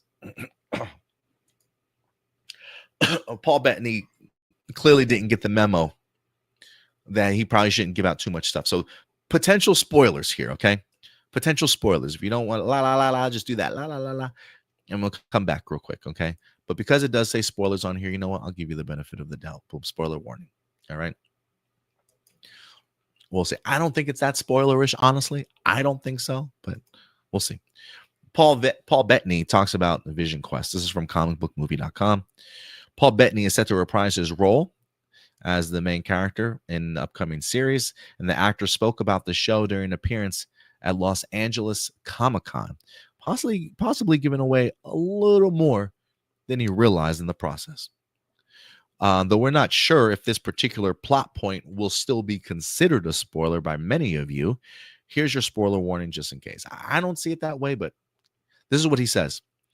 It's about intergenerational trauma, fathers and sons, and denial of pain and denial of your own truth and coming to terms with who and what you are. While this almost certainly refers to the returning Ultron, who is technically Vision's father, intergenerational trauma would seem to suggest that Vision's own son will also be involved. This would appear to confirm the fan theory that quote-unquote Tucker will ultimately turn out to be the vessel for Tommy Maximoff, aka Speed. If accurate, we will most likely see Speed and Wiccan reunite and join the MCU's team of Young Avengers in the upcoming Champions project, if that ultimately comes together. Emily Hapsphere from Schitt's Creek and 12 Monkeys recently joined the cast as a human version of Edith. There was the other AI I was talking about. That this tech was created by Tony Stark before being passed on to Peter Parker. Carrie Condon was rumored to appear as Friday, another AI in human form, but we recently learned that Picard's Orla Brady will actually play the role. And then James DeCarcy will also be back as Edwin Jarvis in some capacity. So maybe the voice of Edwin James DeCarcy. Actually, didn't Paul Bettany do the voice of Jarvis? But I guess maybe it's the actual Jarvis that we saw in Endgame. Maybe that's who they're talking about. You got Tanya Miller set to play the bride of Ultron, DaCosta, who's described as cunning, powerful, and driven by revenge. And then Farhan Tahir will also return as Raza from the very first Iron Man movie, the ruthless leader of the Ten Rings terrorist group. The Vision Project is described as the third part of a trilogy that started with WandaVision and continues in Agatha all along. If it's being described as that, like, is that an official synopsis? Because if not, it perfectly works. Don't get me wrong, but I mean, this definitely just almost confirms to me that yes, Tommy Maximoff will probably be in this movie. We got to see the other son in Agatha all along, so the idea of the other sibling being in Vision Quest makes a lot of sense. Metalis's work on Terry Metallis's work on Picard is said to have greatly impressed the top brass at the studio. Kevin Feige, an avowed Trekkie, even recently appeared with Metallis on a 2-hour episode of Star Trek podcast. There's been no mention of Elizabeth Olsen's potential involvement, but we do know that the series will take place after the events of WandaVision, as Ghost Vision presumably explores his new purpose in life. All right, so I kind of dig the idea that this is kind of like a trilogy aspect, if you will. But according to Paul Bettany here, he says it's about intergenerational trauma, fathers and sons, and denial of pain and denial of your own truth and coming to terms with who and what you are. It says, while this is most certainly refers to the return of Ultron, who is technically Vision's father. Yeah, I guess that would be right. I was thinking in my head for a second that Vision was Ultron's father, but no. In Age of Ultron, it's Ultron who injects himself into the synthezoid and thus creates, there is some Ultron inside of Vision. So yeah, technically that would be, Vision would be the son. Man, that's heavy-handed, dude. That's heavy. I'm not going to lie. One of the things I talk about on here a lot is how fatherhood has changed me as a person. I'm a effing sap now, guys. Okay. Like movies, anything father son related, just hits me, and it hits me for a particular reason. When he talks about intergenerational trauma, boy, this is how I know this show's going to be good. Because I think there's a lot of people that can, especially father and son dynamic. I think there's a lot of people that can and either probably mother and daughters too, just parents and their kids in general. Some level of intergenerational trauma, whether that's passed down from your father onto you or you onto your own kid, because we have things that we have not resolved ourselves in our own lives or kind of come to terms with. Look, I'm gonna tell you guys a little story if you guys don't know this about me. um when I was 6 years old, my father passed away. I was heartbroken. I didn't really have a father figure in my life until maybe I turned 10 or 11. And even then, I wasn't really accepting of the father figure in my life. When my mom got married, there was definitely some resentment built up there for sure. But the passing of my dad has always stuck with me. Even now that I'm a 42-year-old man, about to be 43 in December, when I talk about my dad, I get choked up, I get teary-eyed, I cry because I miss him. Because I feel like I lost out on something.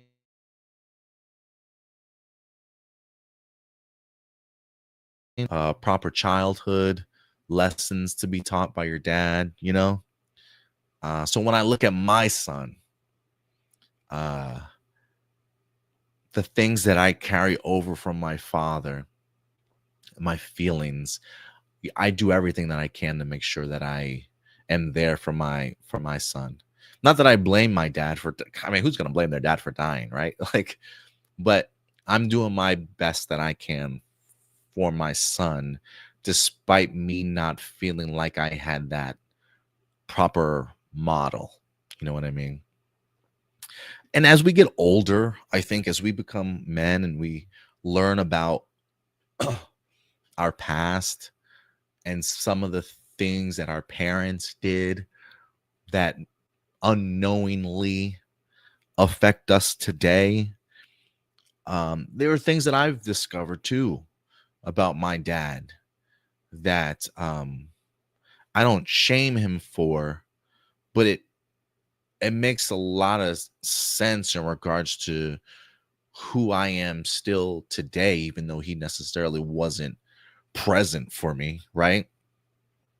But that's a personal journey that I myself have had to kind of go through over the past decade of my life as I pull back the layers and discover new things about me and try and fix and grow kind of as a person, right? That's intergenerational trauma, things that we didn't ask for to be placed on us, but things that are, and now we've got to resolve them in some way, shape, or form.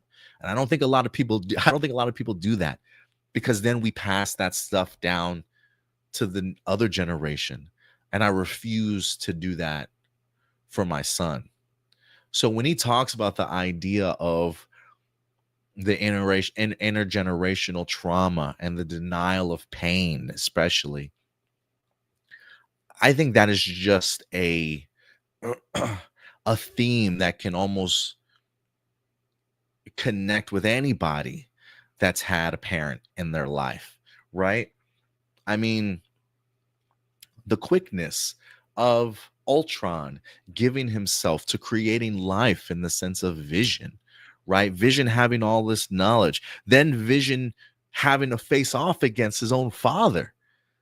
And then not only face off against his own father, but be the one to destroy him at the end of Civil War. And yes, while Vision is very much an AI, I'm sure there is elements of I don't want to say things that Ultron could have taught him and he would have turned out to be a better person, right? But maybe there's a disconnect for Vision now. Because there is something missing within him. And maybe it is that concept of his father not being around, that presence not being around. And then you throw on to the idea of now you potentially have a son of your own and not having that connection with your own father. How can you relate to even raising one of your own? And I think for me, especially, when, like, you know what's crazy? When we found out we were going to have a kid, me and my girlfriend just assumed it was going to be a girl. We just assumed that it was going to be, right? Oh, lo and behold, it was a boy. Okay. When we found out it was going to be a boy, like, I felt really calm and at peace with the idea of having a girl. And when I discovered I was going to have a boy, I felt so much pressure on me. And I felt pressure because I felt I didn't know if I was going to be a good dad, because I didn't feel like I had that model to show me, or that I could remember how my dad treated me in certain times when I was a badass kid, or when I didn't listen, or, like, you know, when I did something good, like, not having those memories or those models, and then realizing I've got to be a father to somebody else. How do I do that? Right? Like, how do you do that? And granted, I'm sure even if I had a daughter and she would have been in my hands, I probably would have been like, God, how do I even be a father to somebody? Right. And granted, to be fair, regardless if you have parents in your life actively, the idea of how do you be a parent is just like, it's, whatever books you read, just toss them. Fuck them, just toss them. It's you learn as you go. Right. Like, yeah, you'll pick up advice here and there. I'm sure reading books is always helpful. Don't get me wrong. But when you're in the shit, when you're in the thick of being a parent, it is just learning as you go and doing the very best that you can. But it does feel like you're starting from behind the starting line when you don't have that model. And so I am thoroughly curious as to Vision, who's already an AI, who can already be cold in regards to how he views humanity and views people, how he then takes that and transfers that to his son, Tommy Maximoff, who hasn't been present, who just like pops up into this life, and now you've got to be a parent to somebody without having that previous model. Where do you go from there, right? And so this is just really fascinating to me. Ultron's going to have Jocasta, is going to have a wife, right? You're going to have a couple of AIs in here, and maybe this is going to be Vision's like journey in regards to not only finding his humanity, but finding what it means to be a father or to be a parent to somebody. And I think that just makes for really, really compelling television. I just do, with a theme like that. Man, I'm really excited. I don't find this spoilerish at all. Because yes, while this could be concepts of what some of the characters are going through, we don't know the ebbs and flows, right? We don't know the moments that are going to really impact Ultron or really impact Vision, or what their conversations are truly going to be like. There's a part of me that has always wondered at the end of Age of Ultron, even though we see the destruction of Ultron, there's always been a part of me that thinks that Vision, and this has never been revealed in the MCU or anything like that post projects, there's a part of me that has always believed that Vision has held on to an aspect of Ultron, whether that be 1% of him in his Mind Stone or whatever the case may be in his algorithm. I think he is knowing that Ultron in some way, shape, or form is his creator and his father. Despite having destroyed him at the Age of Ultron, I have a feeling that maybe we'll discover Vision saved the piece of his dad. I think that'd be really poetic. But I'm sorry, I know there was a lot of heavy-handedness on my part in regards to sharing a lot, but I for some reason I just really resonated with this article when he talks about it, because again, it is intergenerational trauma is very much a real thing, and even if you don't feel like you've got any, I think there is always an importance of learning about yourself asking your parents questions, learning about them and their past.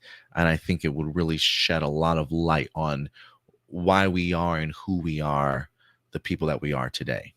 And so, yeah, I think this is a great theme. I think this is a really, really, really great theme.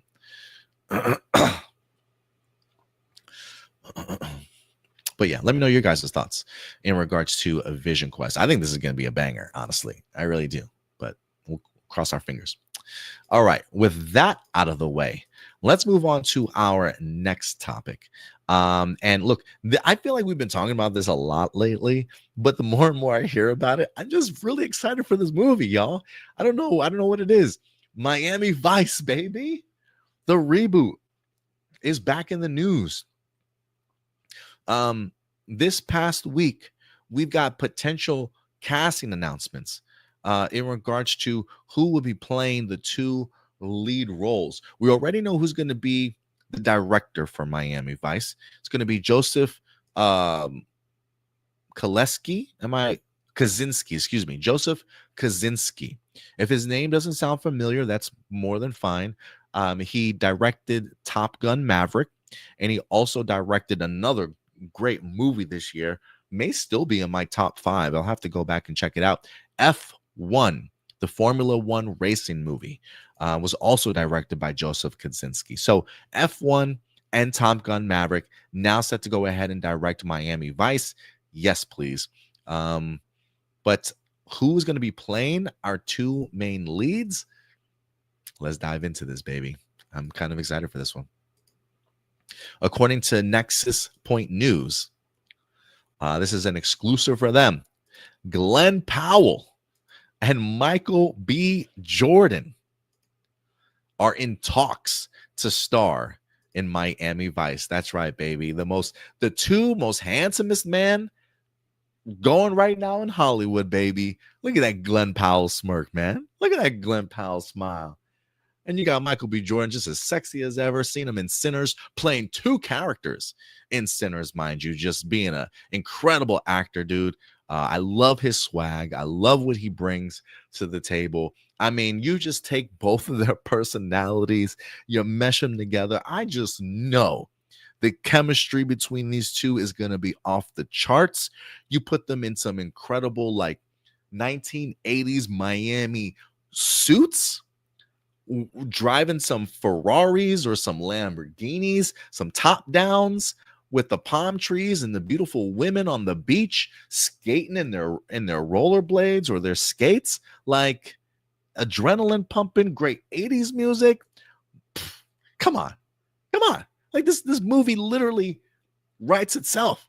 But if this turns out to be true, Glenn Powell and Michael B. Jordan are in talks to star in Miami Vice. Sources tell Nexus Point News that Universal's upcoming Miami Vice remake is gaining traction by potentially finding its two leads. Glenn Powell and Michael B. Jordan are in talks to star as Jason Sonny Crockett and Ricardo Rico Tubbs, respectively, in the upcoming film. The writer Dan Gilroy from Nightcrawler, great movie, and also Andor, that's right. I believe Dan Gilroy just won an Emmy for writing on Andor. So, I mean, what a combination here. Penned the script based on an earlier draft by Eric Warren Singer from Top Gun Maverick. So the original writer was from Top Gun Maverick. Dan Gilroy came in and did more drafts for it also. Miami Vice began as a series that ran back in 1984 and ran for 5 seasons. They have adapted this into a film back in 2006 with Colin Farrell and Jamie Foxx. Miami Vice does have a release date set for August 6th of 2027. Look, I don't know what else more there is to say about this. But I'm excited for this, man. I really am excited for this. Like literally everybody named in this project behind the camera excites me. Joseph Kosinski, director, fantastic. Dan Gilroy, writer, brilliant. Glenn Powell, Michael B. Jordan, yes, please. Just saw, like I said, Michael B. Jordan in Sinners. He's been great in everything that I've seen him in. The last 3 Creed films, Fruitvale Station. He's been in a ton of other stuff. I've loved Michael B. Jordan in anything that he's in. Glenn Powell, rising star. Twisters. He was really great in Twisters. Really charming ass guy in Twisters. He's set to go ahead and be in the Running Man Edgar Wright movie. I think set to go ahead and drop here relatively soon. Also, yeah, man, I love this combination of these two. So I'm eager to see. So when they say they're in talks, it's very much like they are going in the negotiation process as of right now. The only thing missing is sort of signing on the dotted line. When you're this far in, this is almost kind of like a guaranteed sort of thing.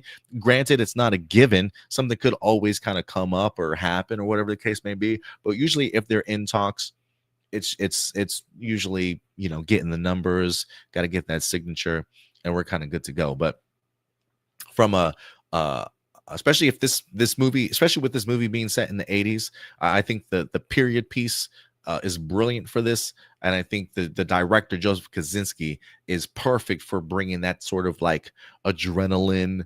Like, he has such a great way of making you feel in the movie, very present in the movie. You hear the sounds of the engines, right?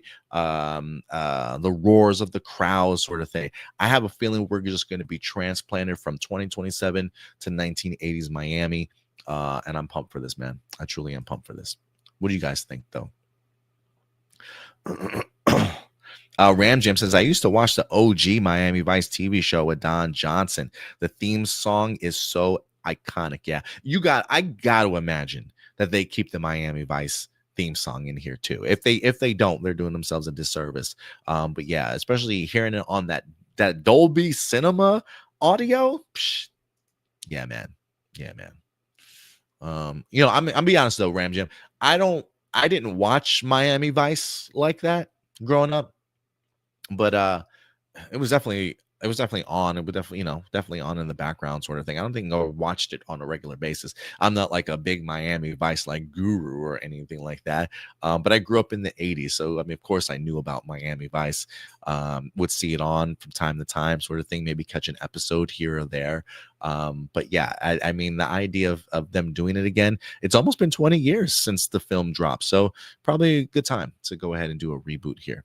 But yeah, let me know your thoughts on the casting announcement of Michael B. Jordan and Glenn Powell in talks for this movie. I want to know your guys' thoughts in the comment section box below.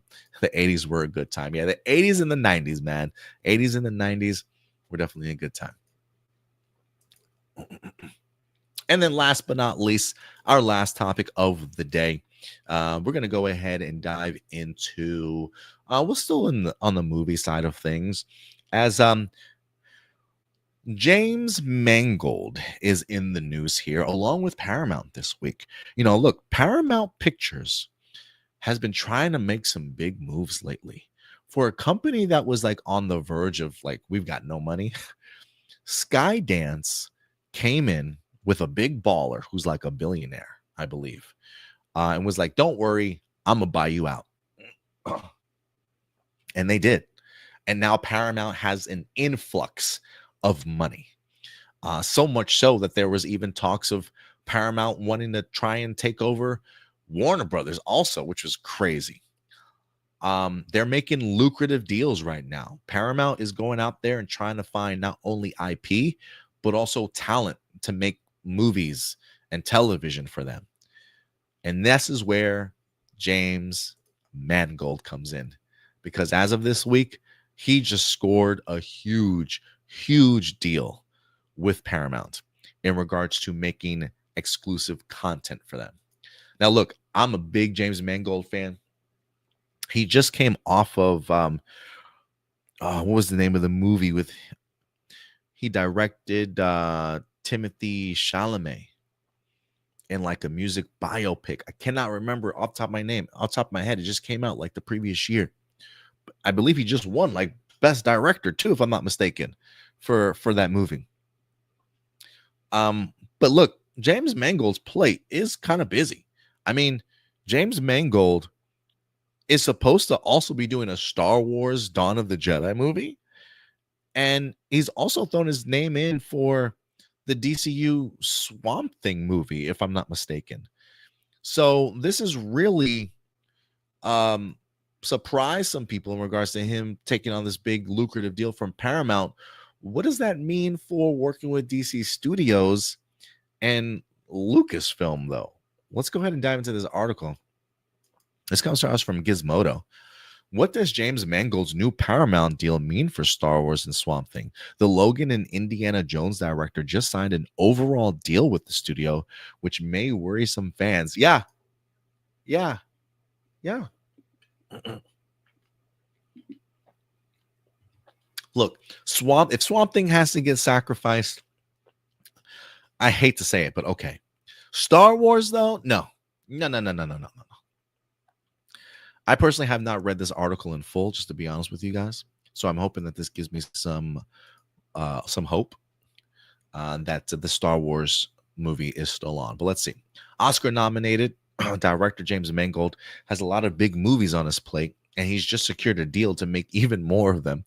Mangold just signed a deal to develop, direct, and produce feature film projects at Paramount, which was recently acquired by Skydance. It comes on the heels of an upcoming Mangold film, High Side, being acquired by the studio, which is a motorcycle racing film that'll reteam the filmmaker with Timothy Chalamet. Oh, A Complete Unknown. There it is right there in the article. That's the movie he just did.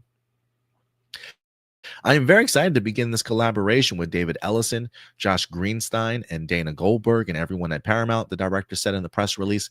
The enthusiasm they have demonstrated toward big screen films and the passion with which they embrace my ideas for future projects is truly thrilling. Goldberg added that James Mangold is one of the most talented filmmakers working today. He really is. And we could not be more excited to welcome him to the Paramount family, starting with The High Side and many more collaborations to come. Many more collaborations to come. That's great for Paramount and Mangold, but it skirts around the fact that the filmmaker is currently attached to at least 2 major genre films fans have been keeping an eye on, neither of which is at Paramount.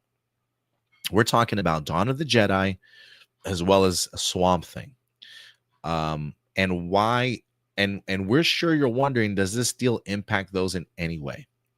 IO9 reached out to Paramount, DC Studios, and Lucasfilm about the news and heard back from the representative for Mangold.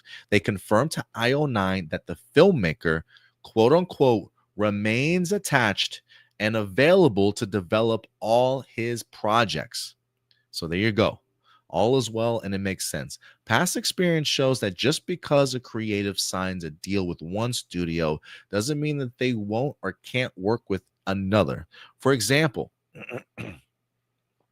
J.J. Abrams was under a deal with Paramount when he made Star Wars The Force Awakens with Disney. Also, just because Tom Cruise recently signed a deal with Warner Brothers doesn't mean he's not going to work on Top Gun Maverick sequel for Paramount. The key, where'd it go?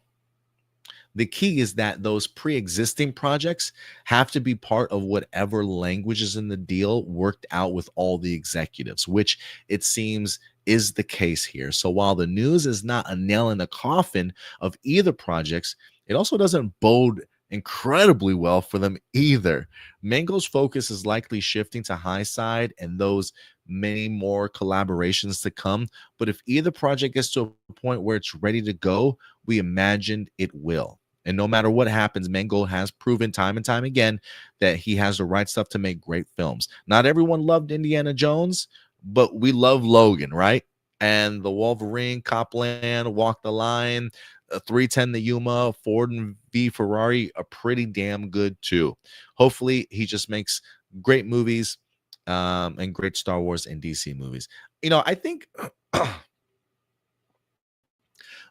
because of the fact that James Mangold has been attached to Star Wars, The Dawn of the Jedi for such a long time already, I have a feeling that that project is definitely safe, right? It's him, and it's also another writer, I believe, Bo something, who was a writer who also did Bo Williamson, I believe his name is. James Mangold has been working with Bo Williamson, who wrote episodes of Andor, to create his Star Wars Dawn of the Jedi movie. They've been working on this for a while now. So I'm under the impression that he's pretty invested in that project. So if I had faith in regards to any of those projects that would move forward, whether that be next or maybe right after his High Side movie that Paramount just picked up from him, if it's not High Side, it's probably going to be Star Wars Dawn of the Jedi, because he's been so involved for such a long time, writing and rewriting the scripts and things like that, that I could see that being either James Mangold's next movie or one of the next films. I think it needs to be one of the next films, honestly, just because where we're at in the sense of Star Wars Starfighter already in front of cameras.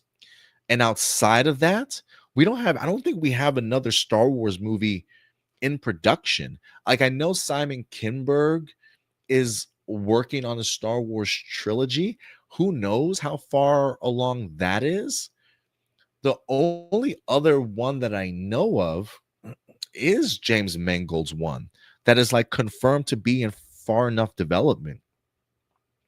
So I'm kind of hoping we get a Star Wars Dawn of the Jedi announcement relatively soon, hopefully by the end of this year, if not the beginning of next, because I feel like that needs to, I don't want to say fast paced to production, but I think you would like to have things already going into post production, or things already kind of being filmed, sort of thing. And that feels like this is one of their more promising projects that they have, because look, Star Wars cannot afford to lose another project. I mean, granted, look, Bo Williamson is the writer. It's not like Bo Williamson can direct, right? So like if James Mangold departs the project, Bo will probably stay on as the writer, but then you got to find a new director to bring on board. And James Mangold is just so good. He is so good at directing that I do not want to lose this man on a Star Wars project. But he's popular. A lot of people are asking for his work, and Paramount paid him a lot of money to go ahead and do this. So if anything, I think the Star Wars movie is probably his next project, or within his next two projects. But hopefully we get confirmation on that relatively soon. I think the one that will suffer, though, I think Swamp Thing, unfortunately, gets kind of pushed down further down the line. One, because I haven't really heard anything about a script. I would assume James Mangold is the one that's supposed to be writing the Swamp Thing script also. So I have a feeling that might be a few years away.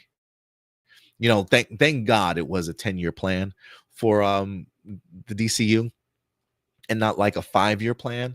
Maybe Swamp Thing can fit in somewhere in like 6-7 years down the line, after James Mangold knocks out a couple of movies here and there. But I think if there's anyone that will suffer the most, it might be the DCU Swamp Thing project. But we'll see. But good. Look, regardless, good on James Mangold.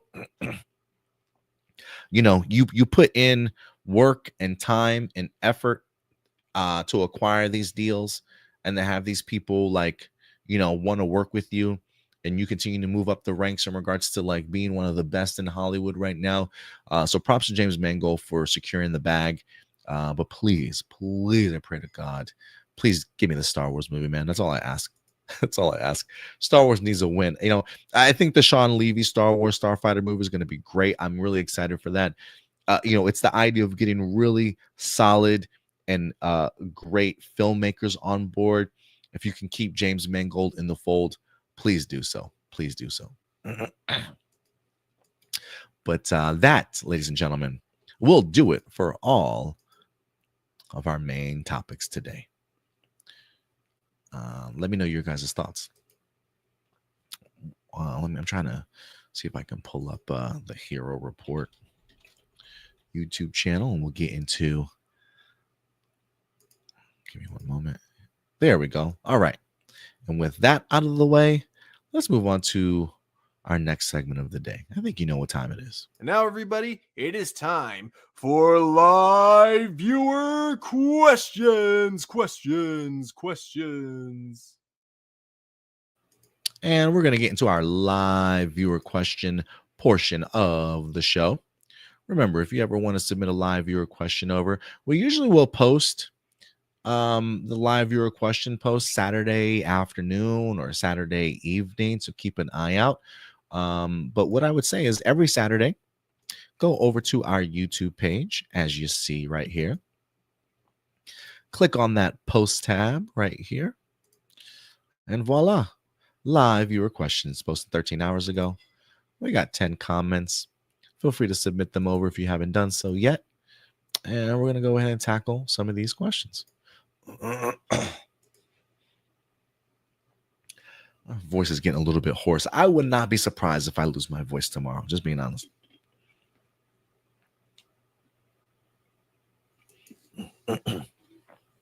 Let's kick off with Marcelino.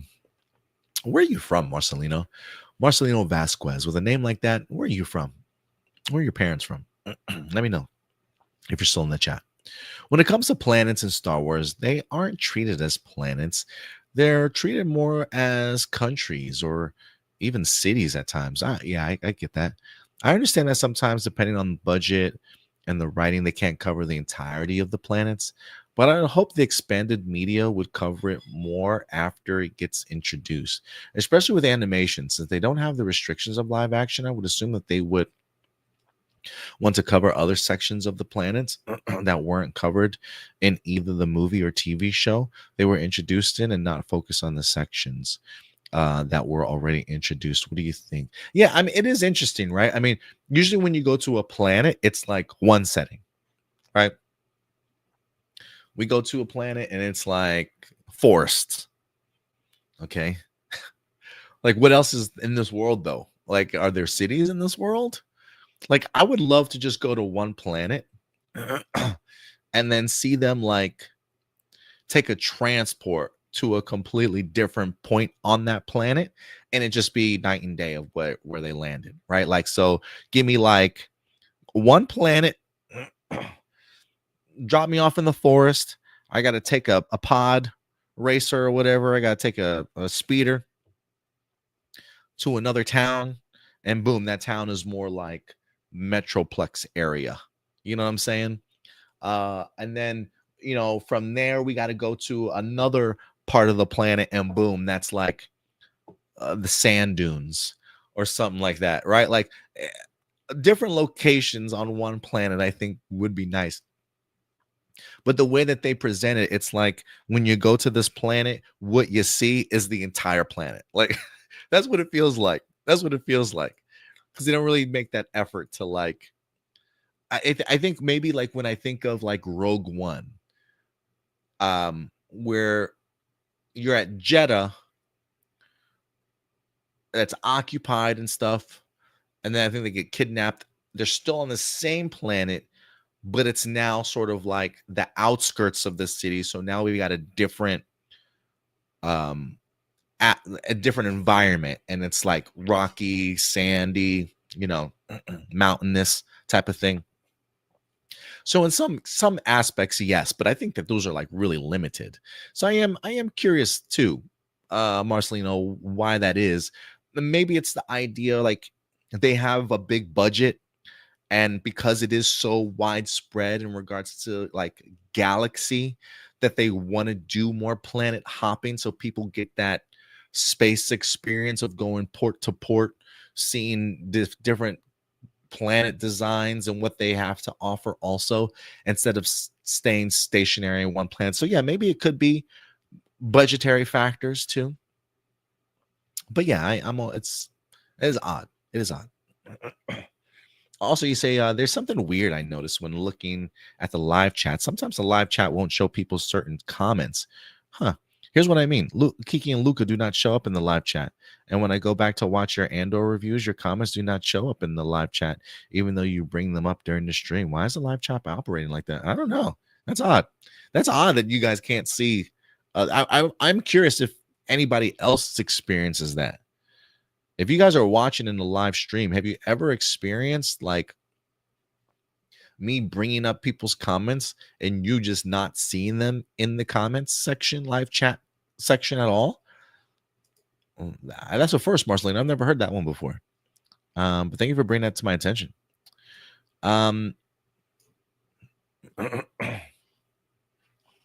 Madam Web, there's a line made by one of the indigenous spider people where they ruined the "with great power comes great responsibility," where they changed it. You have responsibility, and when you take on the responsibility, with power will come. This made people laugh by just being contrived and how bad it was. Yeah, I did. I think I rolled my eyes. I might have went like, oh my god, is this really in the movie? Other versions like Norman Osborn from Your Friendly Neighborhood Spider-Man saying, "With great power comes great respect." I did like that.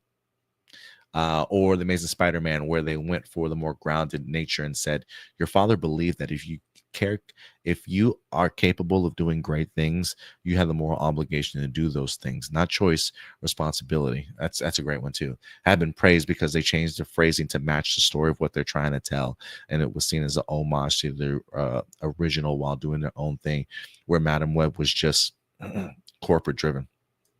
Yeah, that sounds about right. I think even Aunt May gives the "with great power comes great responsibility" line, but even that kind of hits for me. But yeah, those are two great lines that you posted. But the Madam Web just, yeah, it was just Madam. God, sometimes I try and even forget that was like a real movie. But it's amazing where Isabel Merced went on after that. Sydney Sweeney, where she went on. Dakota Johnson continues to go out there and make movies. Oh, what happened to Celeste? Was it Celeste O'Connor, the other actress? Or where is she? I wonder what she's gotten into lately. But yeah, that movie was just atrocious, man. Madam Web was just bad. It was just bad. But thank you for bringing that up. Those were two really great, powerful lines for sure. My friends call me Joseph. What's up, Joseph? Imagine a mysterious new villain kidnapped an alternate variant of Ned, showing him illusions that restore his memories of Peter's secret identity and his brief stint with magic from No Way Home. Crucially, these manipulated memories and illusions twist his perception, convincing him that Peter is his arch enemy and that all the loss in his life, like his grandmother, is Peter's fault. This variant, now the villain's puppet, will replace the actual Ned, with the villain magically connecting the two so that Peter cannot defeat the Hobgoblin without potentially harming his true friend.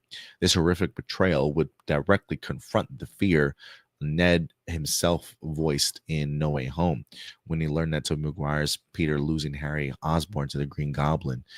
He told Peter he would never become a villain and tried to kill him. This twisted origin story would deliver high emotional stakes, as Peter would be fighting not just a physical threat, but a corrupted version of his best friend who may or may not be his actual friend underneath this villain's magical influence. The reveal that the Hobgoblin's mind is a fused construct of two Neds, one a prisoner, the other a weapon, prevents a simple heroic knockout, forcing Peter to find a complicated magical or emotional solution. It would serve as a powerful evolution of their friendship, turning Ned's earlier innocent joke about becoming a killer villain into a tragic reality. If this variant swap and brainwashing were the path for Ned to become Hobgoblin, what kind of mysterious new villain do you think would have the means, the magic technology, or an intelligence to pull off such a complex manipulation? Oh, geez. New villain? Or like if I'm, let me just hold on. Magical Spider-Man villains. Let's see who would fit this bill.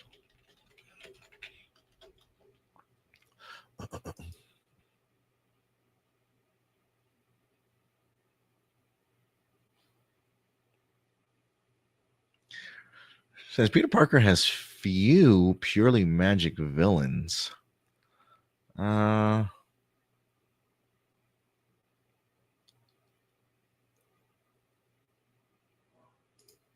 magic adjacent villains. Chameleon uses elaborate disguises and trickery to create the illusion of other people.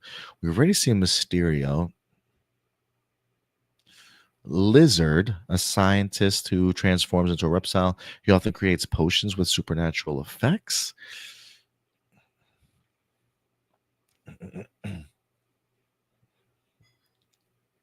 Yeah, this is there are some magic villains from the animated series. Brutacus, a brute with physical enhancements. Gazelle, a character with a powerful kick. Hydron, a water-based sorcerer.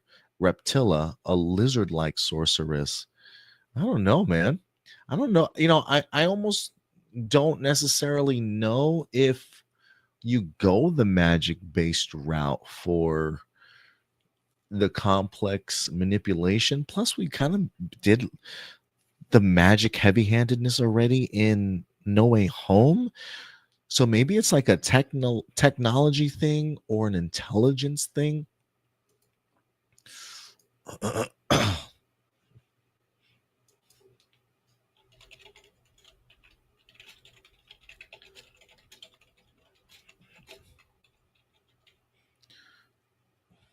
I'm trying to see if there's any persuasion powers. Here you go. Here you go. Here we go. Mr. Negative. You got the purple man who we saw from Jessica Jones. Hypno Hustler, which I hope we completely pass on. And then one that has been in the news lately. Negative Man. There's a lot of suggestions that Negative Man is going to pop up in Brand New Day. So if that is the case, who's to say he can't do the same thing with Ned?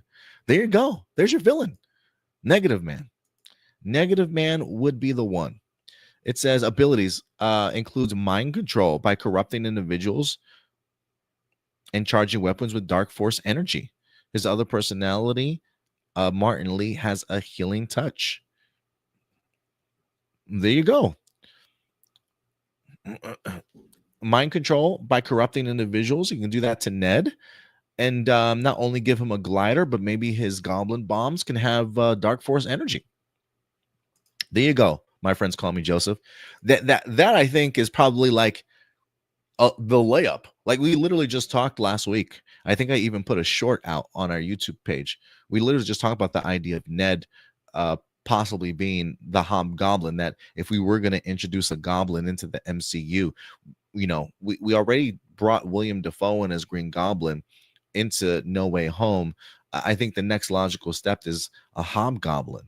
Whether or not that's something that we get in the next Spider-Man movie or the previous one, I would say maybe even the next movie, simply because if Mr. Negative is introduced to us in some way, shape, or form for a Spider-Man Brand New Day, I think maybe the speculation is that maybe he might be the one that triggers Hulk into becoming Savage Hulk again. Would it be kind of redundant for him to then not only do that to the Hulk, but Ned also? Maybe, but it would be kind of cool if like he had some connection to changing him over, and the idea of Negative Man being like, or Mr. Negative, having a prominent role for the next trilogy of Spider-Man movies. But I think that's almost a given now. I don't want to say it's definitely going to happen or anything like that, but considering that Mr. Negative is on this list, that would be perfect. Peg C, what's your initial reaction when Jason David Frank came back as the White Ranger in the 2-part episode White Light? I think I fainted like Kimberly. No, I was surprised, but I was happy because I love Tommy. Tommy as the Green Ranger was just so badass, and I was always heartbroken when Jason wasn't able to save the green candle, and he lost his powers. So the fact that they managed to bring back Jason, I mean, look, at the time, Jason was like my favorite character.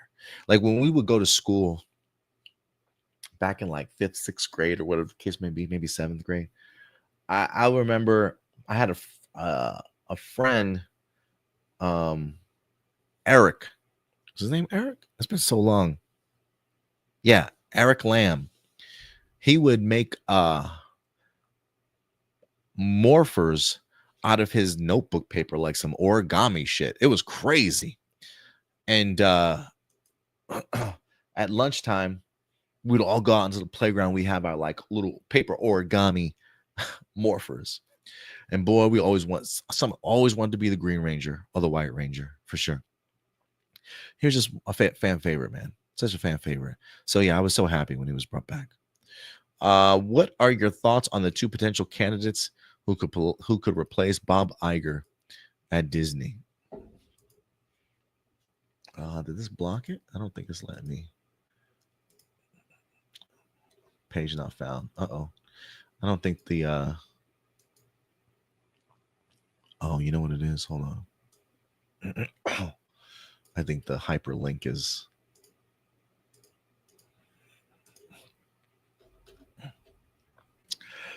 there we go. Disney's succession race to replace CEO Bob Iger now down to two final candidate reports. I'll come back to this, but let's dive into this. Let's see this one. Peg C brought this up to our attention. Let's check this out.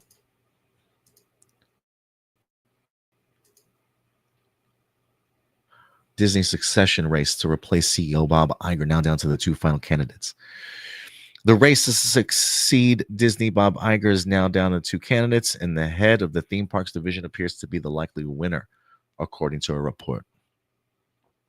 Josh D'Amaro, who currently holds the title of chairman of Disney Experiences, has been out front in recent months, attending movie premieres, speaking to investor conferences, and holding court with company employees. D'Amaro's increasingly public profile has left insiders with the distinct impression that he is the favorite to emerge in what has become a two-horse succession race against Disney Entertainment co-chair Dana Walden. Walden and Iger jointly made the decision to suspend Jimmy Kimmel after his comments. There's no evidence of any connection between. Oh, what the hell? Walden's candidacy may have been bruised by her role in the controversy, as shareholders fumed that the Kimmel brouhaha represented a breach. Iger, who came out of retirement, yada yada yada. Since then, the race for the succession has boiled down to the four names. Insiders tell that Pitaro and Bergman are now perceived as long shots to get the job. D'Amaro is a well-regarded executive who runs Disney theme parks division.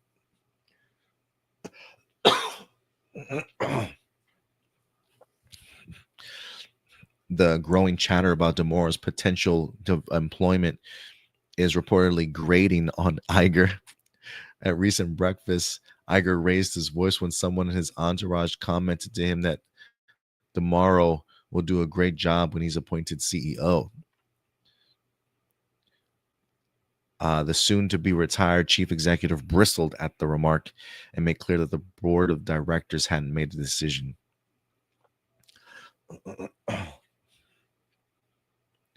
Iger told his breakfast partner that he had no idea where the notion that D'Amaro had the inside track on the CEO role was coming from. His star has been on the rise since 2020 thanks to his division's impact on the company's balance sheets. In the last 5 years, Disney Experiences, which encompass the theme park, cruise ships, and consumer products, has been House of Mouse's most profitable arm. So D'Amaro's doing some great work for the theme park. The unit has posted sales growth every year since the pandemic, though public criticism has escalated over increasingly expensive theme park tickets that some say priced out middle-class Americans. Interesting. Interesting. I have to learn a little bit more about these two and their impact. Like Disney Entertainment to me for Dana, sounds promising too, you know. Um, but I am kind of rubbed the wrong way, Dana Walden, in regards to that decision with him and her and Iger to do that. But I don't know what her, Disney Entertainment co-chair Dana Walden. I have a little bit more research on the both of them because I'm not really too familiar with either of them and their impact. The theme parks is promising. You know, you want somebody that kind of shares those Walt Disney visions and things like that. But I would also say I think Walt Disney would want to do his part to make the theme parks affordable and accessible to everybody and not price people out. So it does make me wonder where tomorrow's um true sense of like what his purpose is. Is it just to make money, or is it really to benefit um the consumer, you know? So no, I have to do more research on both of them, but thank you for bringing that to my attention as the succession plan continues. What are your thoughts on the character Kino, portrayed by Ernie Reyes in TMNT Secret of the Ooze? I thought Kino was so cool back in the day. You know, it was one of those things like if I can't be a superhero, I want to be a superhero sidekick, and Kino was it, man. And he also played Donatello. No, he was also Leonardo, I think, in the original movie, if I'm not mistaken. Last question. The last time the Simpsons had a movie was back in 2007. What are your thoughts on the Simpsons 2 hitting in 2027? That's crazy. 20 years, huh? Is that the longest we've waited for a sequel to any movie? 20 years? Somebody let me know. What's the longest time between sequels of a movie we've waited? That might be one of the longest. I mean, like, I might have seen. Excuse me. I might have seen the original in theaters. I used to watch a lot of Simpsons. I wasn't hardcore Simpsons fan though. I found it funny and enjoyable. But I don't think I ever watched it religiously. I do remember the movie being hilarious though and having a great time with it. So it should be good. It should be good. I'm sure it'll have its fans for sure. Jessica Fryman, do you think we could see the cast of Riverdale show up in the new Archie, in the new Afterlife with Archie series on Disney Plus? And when do you think we get some new info on the new Power Rangers series? And which CW show do you think got canceled too soon? I think Black Lightning got canceled too soon. Yeah,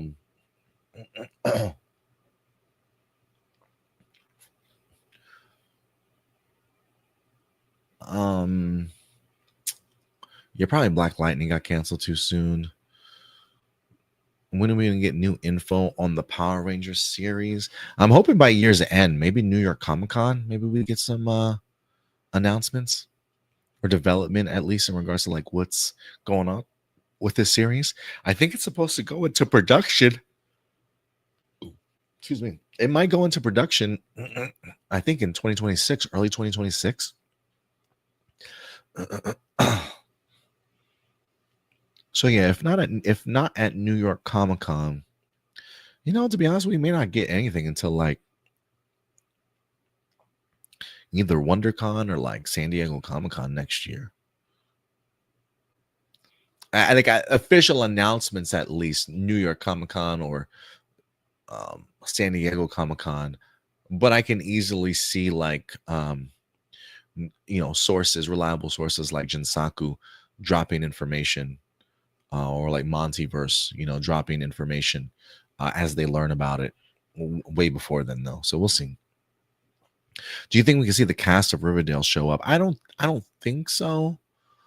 I don't think it's a Disney Plus. I think Archie's going to be a Netflix series, but I could be wrong. AJ, the morphing grid, the flash morphs versus full morph sequences in the future. The ongoing debate in the Power Ranger fandom also often centered around the difference between full morph sequences and the flash morph. Full morph sequences, like those famously used in Mighty Morphin Power Rangers, have often been criticized by viewers who believe the monsters are unrealistically waiting for the Rangers to finish transforming. However, most longtime fans understand that these full transformations are intended to be the Rangers' character's own point of view, not that the enemies actually see a concept even alluded to in the original Mighty Morphin Power Rangers the movie, where the army of Oozman disappeared after the team morphed. The concept of the flash morph, a near instant transformation, typically a flash of light, was first seen in Zeo in 1996 and has been utilized in various degrees ever since to keep action scenes flowing. For Power Rangers Super Ninja Steel 25th anniversary, Dimensions in Danger, all 10 Rangers did at least activate their morphers, contrasting the legendary battle where they were already suited. Tommy Oliver's numerous transformations and Dimensions and Dangers were all brief close-ups by his master morpher, followed by a flash morph. In the recent 30th anniversary special, I've continued to blend these two styles. Once and always offer a mix, providing a new full morph sequence for the original team alongside flash morphs. In a 30th season Cosmic Fury, the full morph was given to a new Cosmic Fury team, while veterans like Heckle and Billy Cranston utilized flash morphs. Notably, Billy had received updated full morphing sequence in Once and Always and Cosmic Fury, the latter being slightly different and more aligned with the live action series. Another example was in Cosmic Fury when Ollie morphed into the evil Dino Fury Blue Ranger for the first time. The Super Sentai franchise also does flash morphs by integrating visual effects from the full morph sequence. Yeah, I do like that instead of just a flash of light. As the franchise is prepared for the Hasbro Disney reboot, which aims to cater to a general, more mature audiences, will the creators embrace a flash morph exclusively to change the public perception of the series, or will they retain the visual nod to characters' POV with some form of updated full morph sequence? Oh, full morph sequence. I wouldn't be surprised if there's a little bit of a blend, but I think full morph sequence overall. I mean, a full morph sequence, the Henshin sequence is like such a great build up to a fight. Like, you want to talk about moments in Power Rangers that is goosebump inducing? A Henshin sequence, my guy. A full morph sequence, an entire roll call, seeing the entire team together, calling out their powers, seeing them whip out their morphers, seeing animated visuals of their suits coming onto them, or whatever the case may be. That shit gets me hyped, dude. Full morph sequences all day. So yeah, I mean, they may utilize a little bit of both, but I have a feeling the full morph sequence is going to be a must for sure. The most talented man in the world. I might need to, I got a couple of these that aren't fully showing their full questions. Why is that?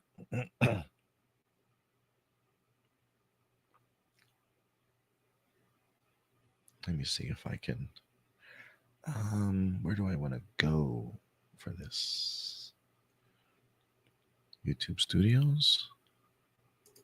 Sorry, I'm trying to see if I can get the full. Some of these just got cut off for me.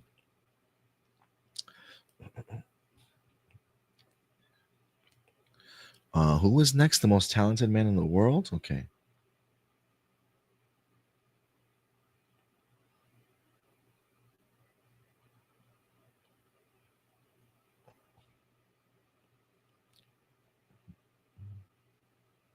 Why don't I see you on here? Oh, there we go.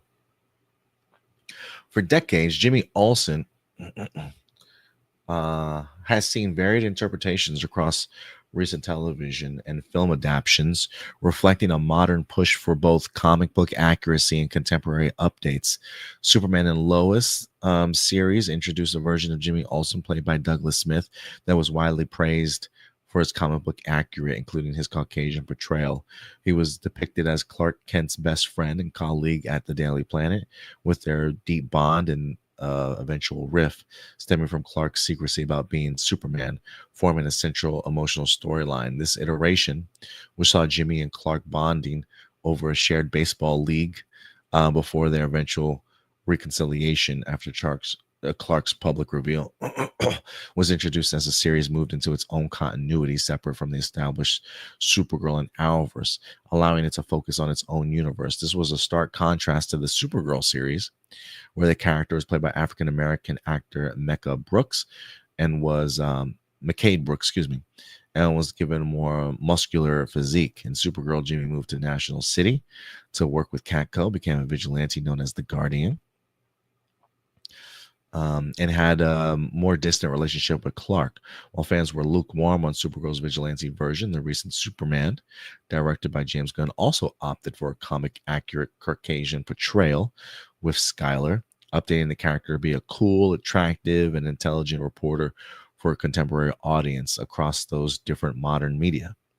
The core idea of Jimmy Olsen, a bright young journalist connecting to Superman and Daily Planet, persists, but the execution highlights a current trend of favoring comic book accurate physicals depictions while simultaneously evolving his personality for a new era. Given these recent attempts at grounding the character in tradition while making him relevant, how will future adaptations continue to balance Jimmy Olsen's classic traits with the demands of modern storytelling? I mean, I really don't know. I mean, it kind of comes and goes. I think this Jimmy Olsen we're going to have around for a while. Just because, I mean, we are at the beginning of the DCU. You know, if we were to go to like Elseworld stuff or maybe even animated stuff, I mean, maybe probably go more traditional Jimmy, like we got from the Superman and Lois television show. You know, the Supergirl Jimmy also felt like a little bit of an outlier, doing something different, which I don't blame them.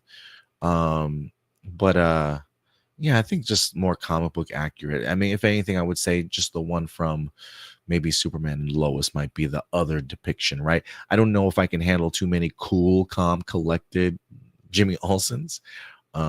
It's kind of like it's kind of how I always view like Andrew Garfield's Peter Parker. Way too cool for me, way too cool for school. You know what I mean? I really like the nerdy version of Peter mostly. So yeah, like the Jimmy Olsen kind of nerdy, friends with Clark, grew up together sort of thing. I kind of dig that. So that Superman and Lois version is probably the one that I enjoy the most and would like to see more iterations of, if you know we get outside things like in the animation world or Elseworlds kind of content kind of going forward. But yeah, I think this Jimmy Olsen from the Superman one is the one that we're going to be seeing a lot more of. Who else we had? Marky Parko. For some reason, it doesn't show me all of Marky Parko's either. So let's go. One for both you guys. Well, he's not here today, so we'll see what both of these questions are. The Scott Pilgrim Takes Off anime is a critically acclaimed retelling of successfully expands the universe of the original film, Scott Pilgrim vs. the World. It features all original live-action members reprising their roles, including major stars like Chris Evans and Brie Larson, adding depth to characters such as Ramona Flowers and her exes. The show's authentic anime aesthetic, design, and soundtrack, along with the self-aware narrative, makes it feel like a genuine, distinct series. Okay, preventing oversaturation by adhering to a limited 8-episode run. This format allows for the original live-action movie to remain intact as separate, beloved entity. Adam, did you feel the anime's expansion of the ex-boyfriend story was necessary for the plot? You know, actually, I never watched the anime because I thought that's what it was. I thought it was just a straight retelling, and I'm like, dude, I've seen Scott Pilgrim in the World so many times already. Like, it's such an underrated comic book movie. Like, I've seen it so many times. I just didn't even think I needed to see the anime. I thought it was just going to be a copy and paste sort of thing. But now that you mention all of those, the added depth to characters like Ramona and her exes, I might give it a shot. I kind of dig it. Chris Stuckman, an aspiring filmmaker and established film reviewer, recently discussed the challenging reality of independent filmmaking on the podcast following the release of his own low budget feature film. Stuckman highlighted a common sentiment he encountered among new filmmakers at a film festival. They prioritize attention and feedback over positive reviews. These creators desperately want people to spread the word about their projects, even if the feedback is negative, as it helps them improve and potentially make a living from their passion. This struggle for visibility is amplified by the fact that many viewers gravitate towards established franchises rather than seeking out completely original filmmakers, regardless of the budget.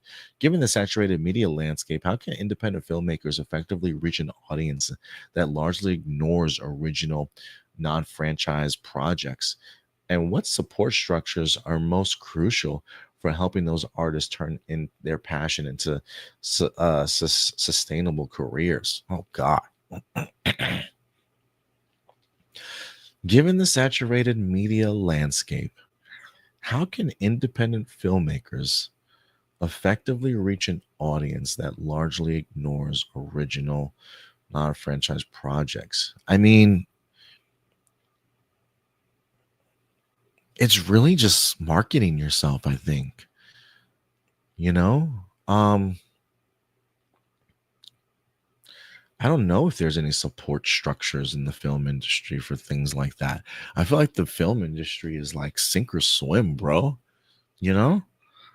Uh, you might have studios out there that may be seen as like support structures, right? Like studios that don't mind taking on small budget, brand new ideas.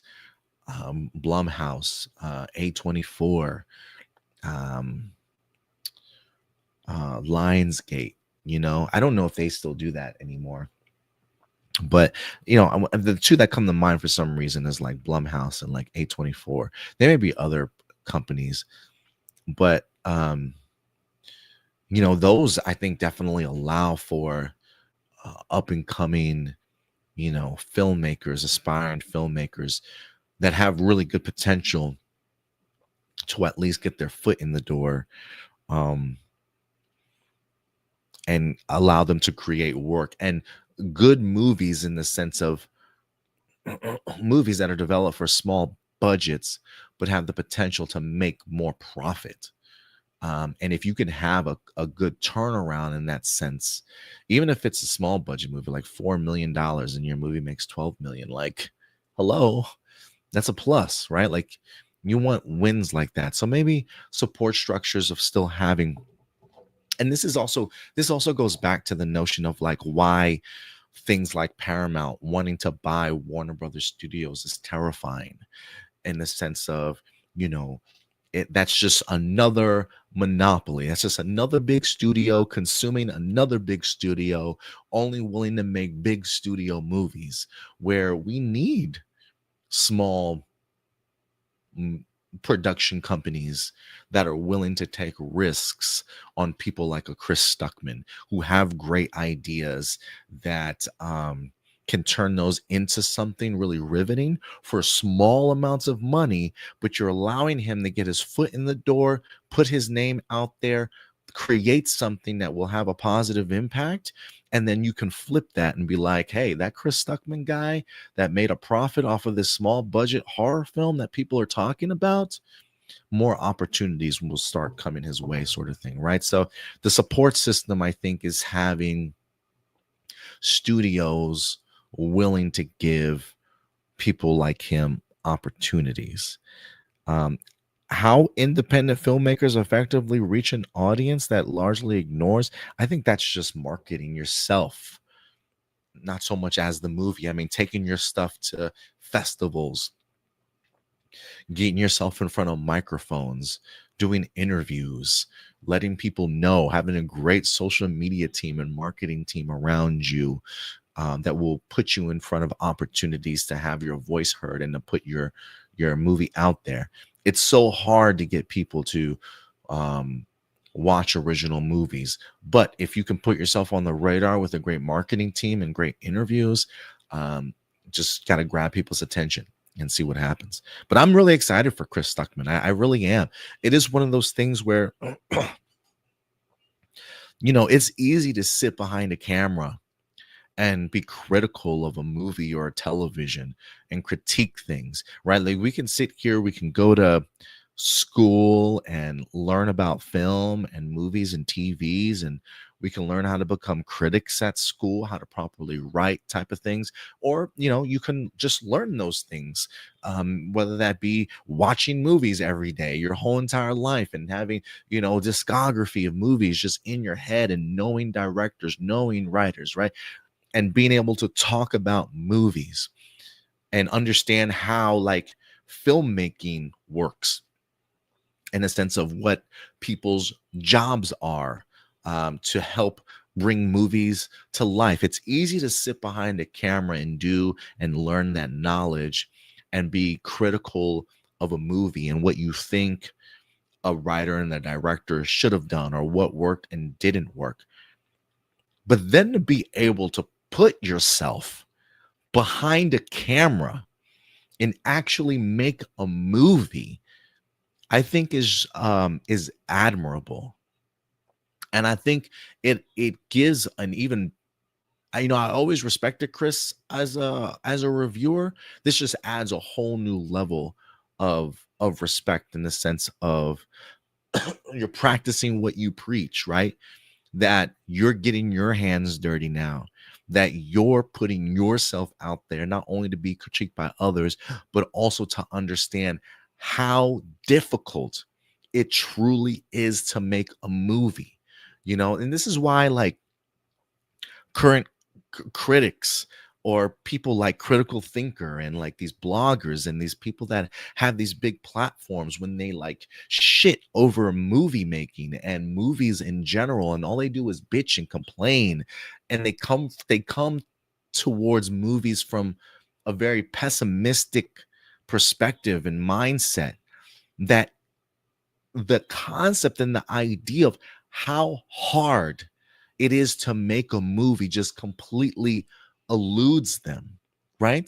Do you know how hard it is to make a movie that a majority of general audiences will actually enjoy?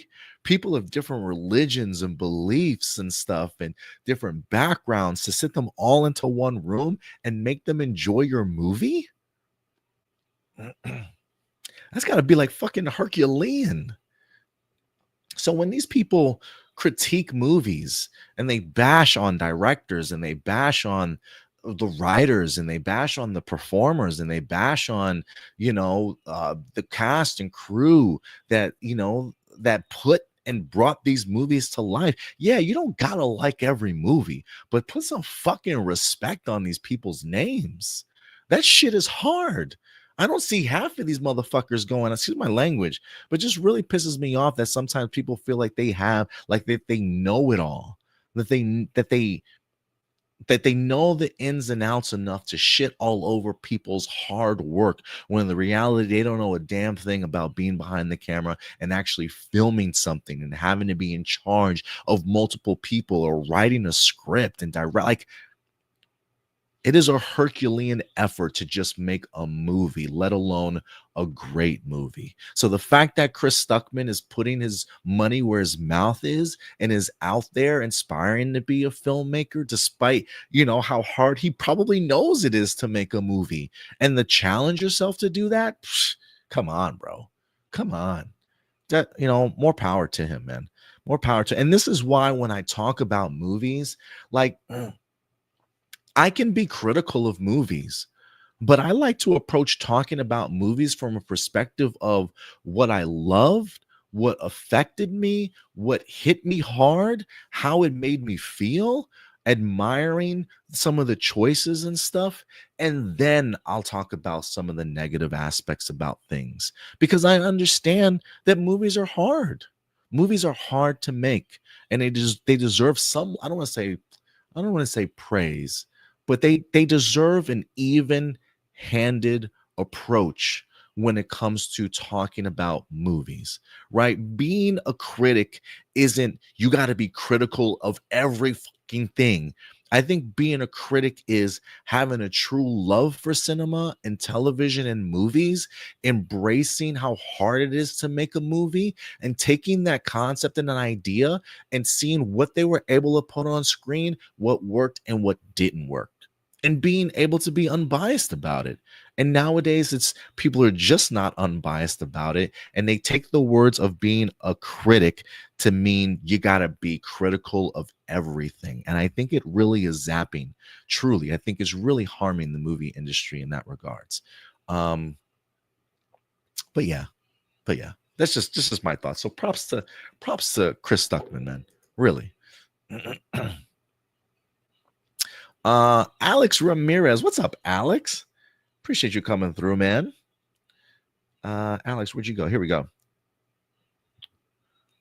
Actually, you know what? I'll come right back to you. Actually, you know what? Forget it. I'm just gonna go ahead and continue the way I have her. Alex. All right, Alex. What did you think? What do you think? What do you think if the next Scream 7 decides to alter the classic formula, especially since 5 and 6 installments have been highly praised for being some of the best iterations in years? Instead of traditional cold opening showing new characters, watching a film spoof, could moving this scene to the end or even making those cold open characters a surprise Ghostface provide a kind of narrative shock needed to truly subvert fans' expectations while still honoring the meta tradition? I kind of dig that. I would be open to that. You know, you don't want to continue to do the same tropes over and over and over again. So if granted, this is also coming from somebody who has yet to even watch the 5th and 6th one. But if those were some of the best iterations in regards to it, then maybe, I don't want to say sometimes they say, like, if it ain't broke, don't fix it. But if those iterations worked for them, that's great. But if you can spice it up a bit, if you can flip it on its head for the next installment, I would always recommend doing that, in the sense of you want to keep your film fresh and not stagnant and not feel like something you literally just watched. I think you could only get away with it for so long. So the idea of, like you said, trying to subvert fans' expectations while still honoring the meta tradition, I would be open to that. I'd be open to that. Blossom, I think, is this the last question? It was first. Let me just refresh this just to make sure I got everybody. Yes, Blossom. What theme for Power Rangers or Super Sentai do you wish the Rangers had? I know I asked this ages ago, but still, what theme for Power Rangers or Super Sentai do you wish the Rangers had? Well, look, if VR Troopers ain't gonna do it, virtual reality. All right, virtual reality has got to be one of them.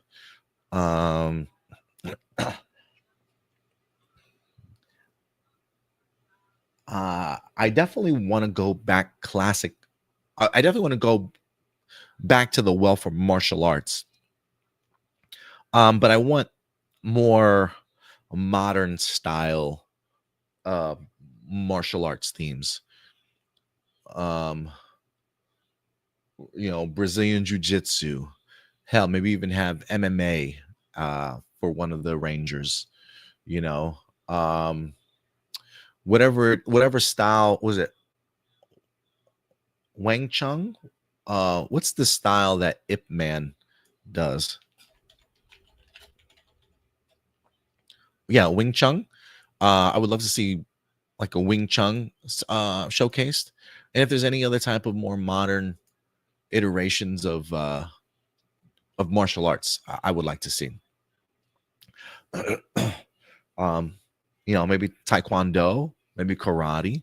Everybody having a different style, I think, would be really cool to kind of see. So those would be my two. So updated martial arts aspect and virtual reality would be my first two. I used to say sports for a really long time, but I'm getting a little bit tired of saying sports a little bit. And then mythological creatures. Let's go back to the mythological creature. I want like a unicorn. I want a griffin. I want a serpentine or whatever, a serpent. I would love to see like mythological creatures also. So those would be my three. Those would be my three: virtual reality, updated martial arts, and mythical creatures. But yeah, I think I got everybody's questions in here. I believe so. Awesome. That will do it for today's show. And boy, I can feel my voice. I might have just fucked up and have to find out tomorrow at work that I can't speak. We'll see. My voice just feels really rough right now. But guys, look, I had a great show with you guys today. Sorry Stuart couldn't be here. I expect Stuart back next week. I think if anything, I'm going to start like middle of the week, just throwing out a bunch of invitations and see who wants to accept being on the Hero Report. Maybe we'll always have Stuart here. I'll see if Indy is available. He's been working like 7 days a week right now. He's really busy. Maybe I can try and see if I can get Will back. Maybe even Crystal Kyber from Star Wars. Maybe my friend Jonathan, if he can, from time to time. There's a couple other people I'm keeping my eyes on social media too that really interest me that I would not mind having on the channel. That I might actually throw some collaborations out to. So pay attention to that going forward. I don't mind being solo dolo with you guys. I think you guys are great company. Don't get me wrong. But I always like having other people here for you guys too. Marcelina says, yeah, earlier on you brought up Kiki and Luca's super chat. I couldn't see until you brought it up, and I still can't see. That's odd. That's odd. Well, there is a live section and then a starred section, and Kiki and Luca's pops up in. Well, it pops up not only in the starred but also live. So I don't know. I don't know. Marcelina, Isabella Mercedes started on Nickelodeon and played the first live action Dora. So regardless, she was always going to move to do better things. Gotcha. Yes, I forgot you played the first Dora. Thank you for reminding me of that. But yeah, guys, that's going to do it for today's show. If anything, we'll probably talk about the finale for Peacemaker next week when Stuart is back. It's the only reason why I didn't talk about episode 7. But we'll probably talk about the finale next week when Stuart is back. So look forward to Peacemaker talk then. Any other big movie news or trailers that dropped throughout the week, we'll certainly talk about. I feel like this week was kind of low on big news. But we'll see how it goes throughout the remainder of the week. If you want to follow us on social media, there are a couple places that you guys can follow us at. Let's see here. At Hero Report over here on TikTok. If you want to follow us on TikTok, at Hero Report. We post movie trailers, behind the scenes and featurette stuff over there. I do weekly comic book polls over there for you guys. I also do, at the end of every month, I do my top movies for the month, providing you with my report card grade for them. And then any other clips from this show we'll put over there as well, and other discussion topics that I might want to talk about. So you can find us there. If you want to follow us on other social media, we're pretty much everywhere right here at A+ Opinions. Very active on Facebook. That's where we post all the news throughout the week. New posters, new trailers, more featurettes, behind the scenes stuff. You can get it all there. And then at the end of the week, we pull 6 topics from our Facebook page and we post them here for you guys and talk about them. So yeah, very active everywhere on social media. Our Facebook page mostly being the main one. And then of course, our main hub right here on YouTube, guys. Hit that like button, subscribe to the channel if you haven't done so yet. Click that bell notification so when we do go live or drop new content, you guys will certainly be notified. But that's going to do it for me today, man. I'll see you guys next week. Hopefully I'm feeling a little bit better. But in the meantime, do me a big favor. As always, guys, take care of yourselves, take care of each other, and keep it A+. I'll talk to you guys later. Bye.